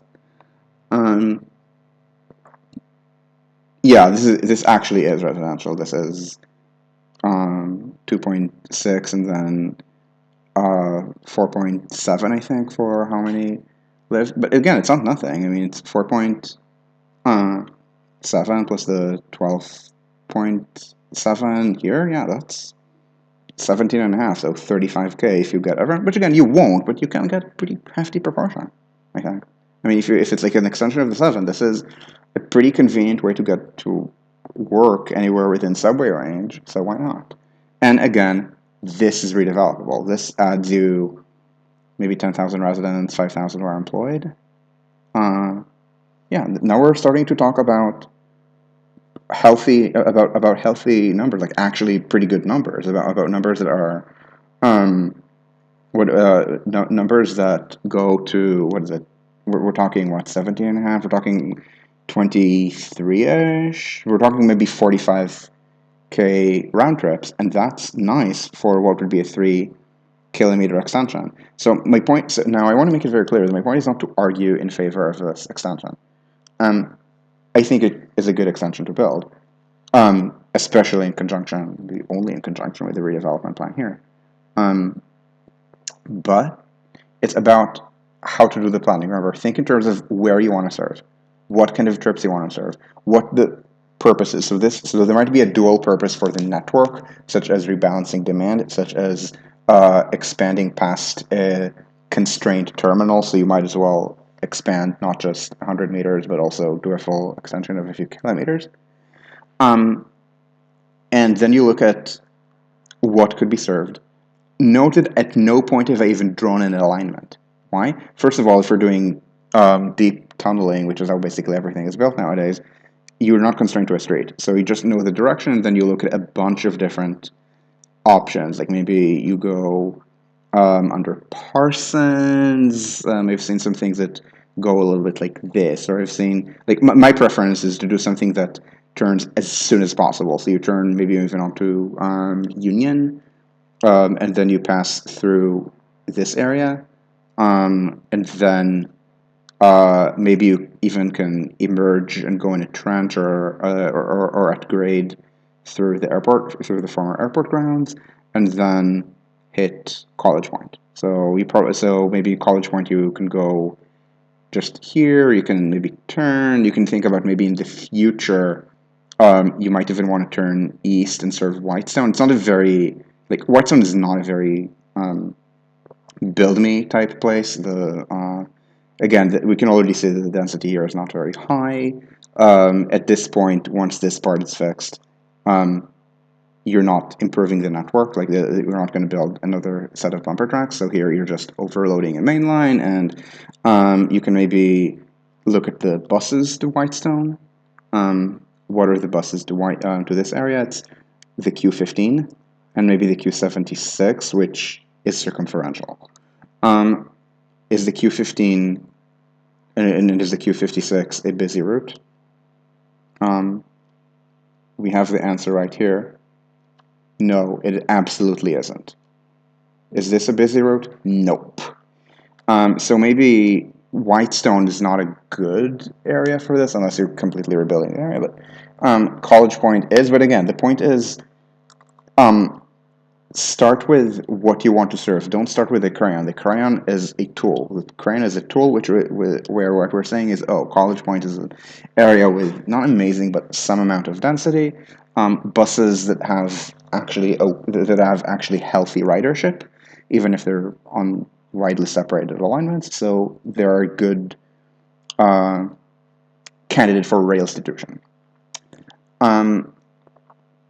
And the same is true of Southeast Brooklyn, where the answer is probably going to be just build both Nostrand and Utica. Now, Owen, I promised to. I'm going to do this first, actually, because this is on topic. Would some potential areas be walking to Flushing? The answer is yes, but only at the southernmost margin. So the denser parts of this area of Linden Hill, they could walk, especially from the southern parts of it. But as the farther north you go, the more you're just getting into bus to subway transfers. This is not close to Flushing, and in the entirety of College Point, you're separated by a freeway anyway. So okay, I promised that I would get to you later, and now I'm going to get to you when we're talking about subway extensions into Jersey. Now, Sandy wrote about subway plans. You're asking me, how do I prioritize subway extensions versus regional rail? Well, remember, service first, crayon second. So right now we did a neighborhood level analysis, right? College Point, and I think that this analysis argues in favor of this being a pretty high priority. Not the highest would be to complete Second Avenue subway to 125th Street. But beyond that, yeah, it should be built alongside, again, Nostrand, 125th, Utica, and LGA, and IBX, of course. So with New Jersey, it's the same thing. The analysis is, where do you want to serve? The state of Jersey is big. I have been to parts of the state of Jersey, and in one case I fell into a ditch because it was so suburban that the hotel was only accessible by car, and when I tried to walk to procure off-hotel food in the days before smartphones and Google Earth, I found myself navigating by the hotel's by the hotel's sign, like the big H or D or whatever the DoubleTree would have had, towering over the building, and I found myself in the back lot, and between me and the hotel was a ditch that I attempted to leap across. I failed that athletics check. At any rate, so and now I'm aware that this is not all of Jersey. Jersey also has Jersey City, Hoboken, Hackensack, Patterson, Newark. So the question is, what do you want to serve? Yeah, this wasn't even Newark Airport. This was Central Jersey. This was somewhere in Middlesex County. I don't remember where. And so the and so the question is, where are we serving? So when we're talking about regional rail, what we're usually saying is serving the areas near the existing railway lines. Generally, this is what you do when you do regional rail. You sometimes build, you sometimes cobble together greenfield lines and feed them into your regional rail network. It's not very common, but it is done. And in fact, Paris did that. So while we're doing even more track map PDFs, so this is the RER made by the same person who made this metro map, which I can now X.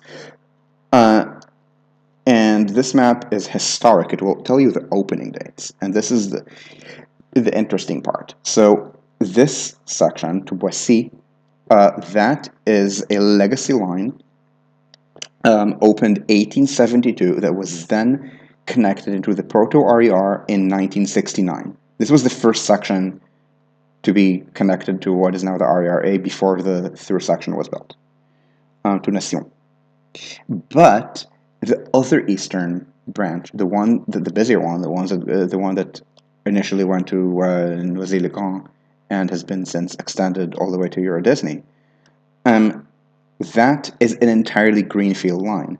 It opened on the 8th of December of 1977, same day as the central section for through running connecting Nation. You can see this is also 8th of December 77, Nation to Aubert, and also between Luxembourg and also here Le Halles.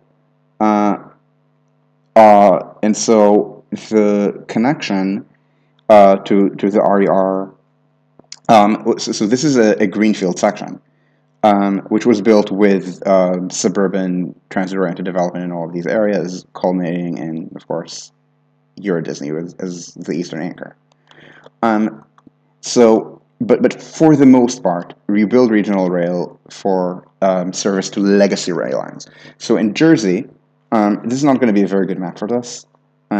It's not going to show me the railway line at good map, so I'm going to show you my crayon, just because the crayon does not do any greenfield railway lines in Jersey, so this will show you accurate locations of existing rail lines. Let's look at the stations there too. Distracting. So ignore the colors, ignore everything, just look at the lines. So this exists, all of these exist. So essentially regional rail means service to Jersey using the lines that already exist. The only one of the lines depicted that does not currently have service is this line. It is the northern branch, and there have been plans to build to convert it to light rail. Opposed both due to NIMBYism and due to the fact that the light rail would only get people to Jersey City and not Manhattan. Some of these are extensions. So this line, the Raritan Valley line, only goes as far as here, not here. But again, it's an extension of something that exists.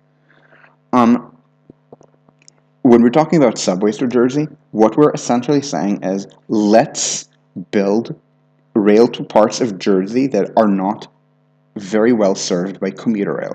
Are there such areas? Yes! The entirety of Bergen Hill, for example. Jersey City, Jersey City has Journal Square here.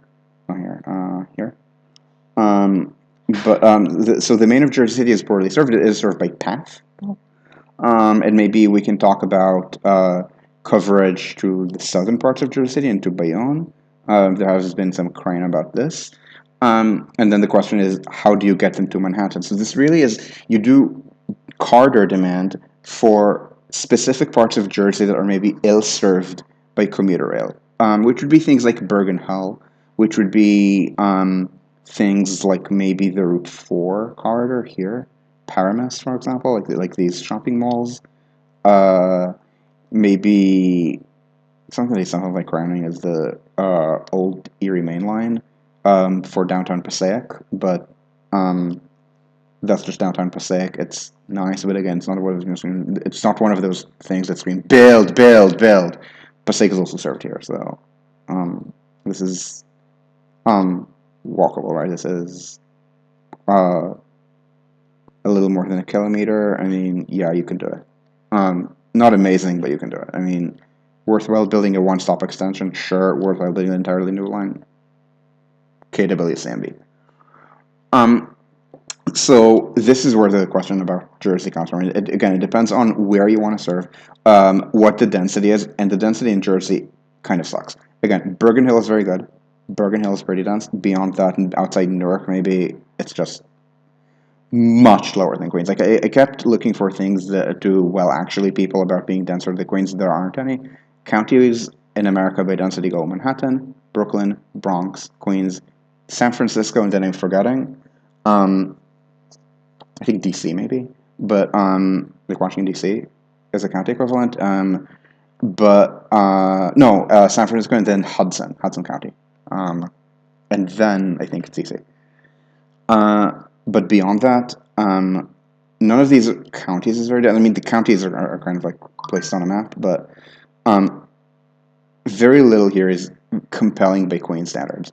These are places that are best Staten Island density. Again, Bergen Hill, very dense, but apart from that, kind of meh. Does that answer your question?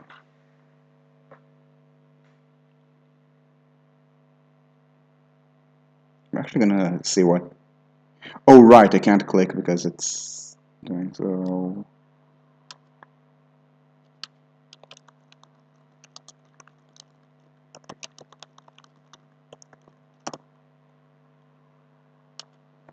This. Um, in general, are there other questions? Um, Somehow all of my crayon videos take longer than all of my other videos. Um,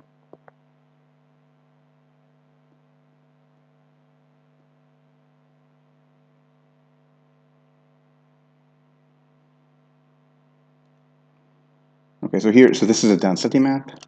Uh,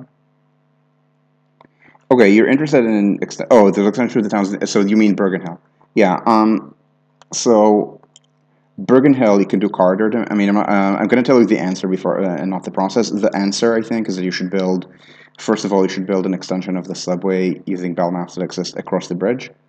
At the very least to Fort Lee, because that is a pretty dense area. And there's a lot of bus ridership that goes along the bridge, so you might want to at least not have them have to deal with the bridge. Um, and again, then maybe Route 4, but certainly to Fort Lee, it's pretty dense, lots of demand. And then you want something like the Jersey G, so the G connects Long Island City and downtown Brooklyn with the tail. So the Jersey G is going to go under Bergen Line to hit all of the main not North Bergen, Bergen Hill centers. Southern anchor is probably going to be either Journal Square. You might try to get closer to Exchange Place, which is better for jobs, but honestly, the path link might be good enough. Maybe you want to somehow wend your way to Newark. And then, so this is Bergen Line. Then on the north, you just hit Fort Lee. So, and again, you can do corridor demand planning based on looking at bus ridership. The ridership on all of these buses is very healthy. It's difficult to say exactly because a lot of these are private minibuses, but you can count how frequent they are. They're always very full. And yeah, if they fill a bus every 2 minutes, even if the bus has 30 seats and not 60, that's still a really large number of riders. Some of them go along the corridor, some of them divert to Port Authority, which is why I keep saying that whenever they build east-west tunnels here, like Gateway, they should probably design them with a stop at Bergen Line for bus connections and a future subway connection. So this is what you do. This is what you do with this kind of corridor analysis. How does this compare within New York City? I can't give you the exact numbers because I don't have the exact bus ridership, because a lot of these again are private minibuses. Actually, I think there's very little New Jersey Transit on Bergen Line and JFK. They've mostly been crowded out by minibuses. Essentially, they're just very profitable corridors. So New Jersey Transit has to cross subsidize weaker routes. The minibuses don't. Yes, marshrutki. Yeah, exactly. It's something that the minibuses do when they're allowed to. Um, New York has very little of that. So New York does have that on Flatbush, um, on Flatbush Avenue. In New York, in the city, usually, other than this, it's usually ethnic stuff. So Chinatown buses connecting the city's various Chinatowns, so Chinatown, Sunset Park, and Flushing. These speak Chinese. The subway speaks English and does not really know how to be accessible to people who don't know any English. Things like numbering the stations, the way they do in Asia for people who don't even know the script, that's not done in New York City. And so it's vaguely accessible if you don't know English but know it a little bit and maybe know the alphabet. Let's say average low education Hispanic immigrant but is really bad if you don't even know the script. Let's say average low education Chinese immigrant. These are, by the way, they also tend to be immigrant facing for Hispanic immigrants in Patterson, for example, but in North Bergen. North Bergen is heavily Hispanic, lots of Cubans. But again, it's mostly they've just elbowed out public transit through being very aggressive, timing themselves to block the public buses, lower fares because it's just a very profitable corridor, less regulation because it's interstate, so the state of New Jersey can't tell them to fuck off. The feds have to do that, and the feds don't care. So yeah, these are minibuses. And again, we can say with very good certainty that if there's a rail stop somewhere here to Manhattan, let's say what I think should be done with Gateway, then this becomes a gimme corridor. Other than that, I'm not sure, but plausible. Are there other questions? You might be able to tell by the background that it's getting dark now. You see, during winter, when I was streaming at 6, and by then it was dark, so I had lighting. Now, at 9:30, it's still daylight, so 9:20, it's still daylight, but it is not quite the broad daylight of 2 hours ago. So I'm going to try ending in the next few minutes, but I will take questions. But I will take more questions, I should say. Oh, thanks, Alan. Thanks for watching.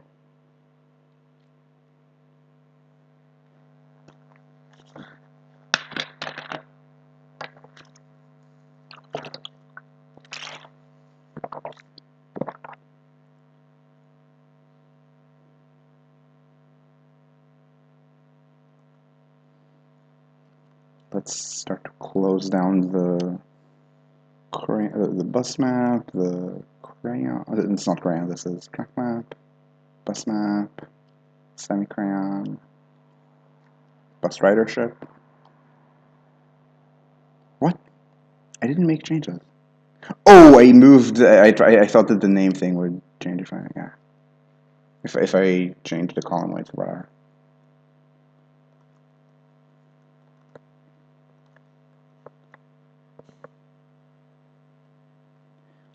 Oh, important. I said that I would respond to Hayden on this.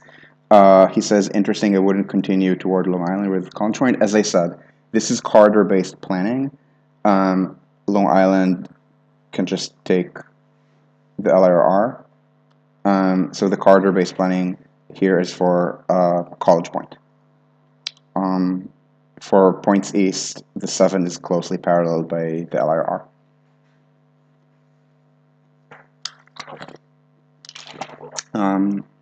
I'm going to do one last call for questions, and if not, then we're going to end here.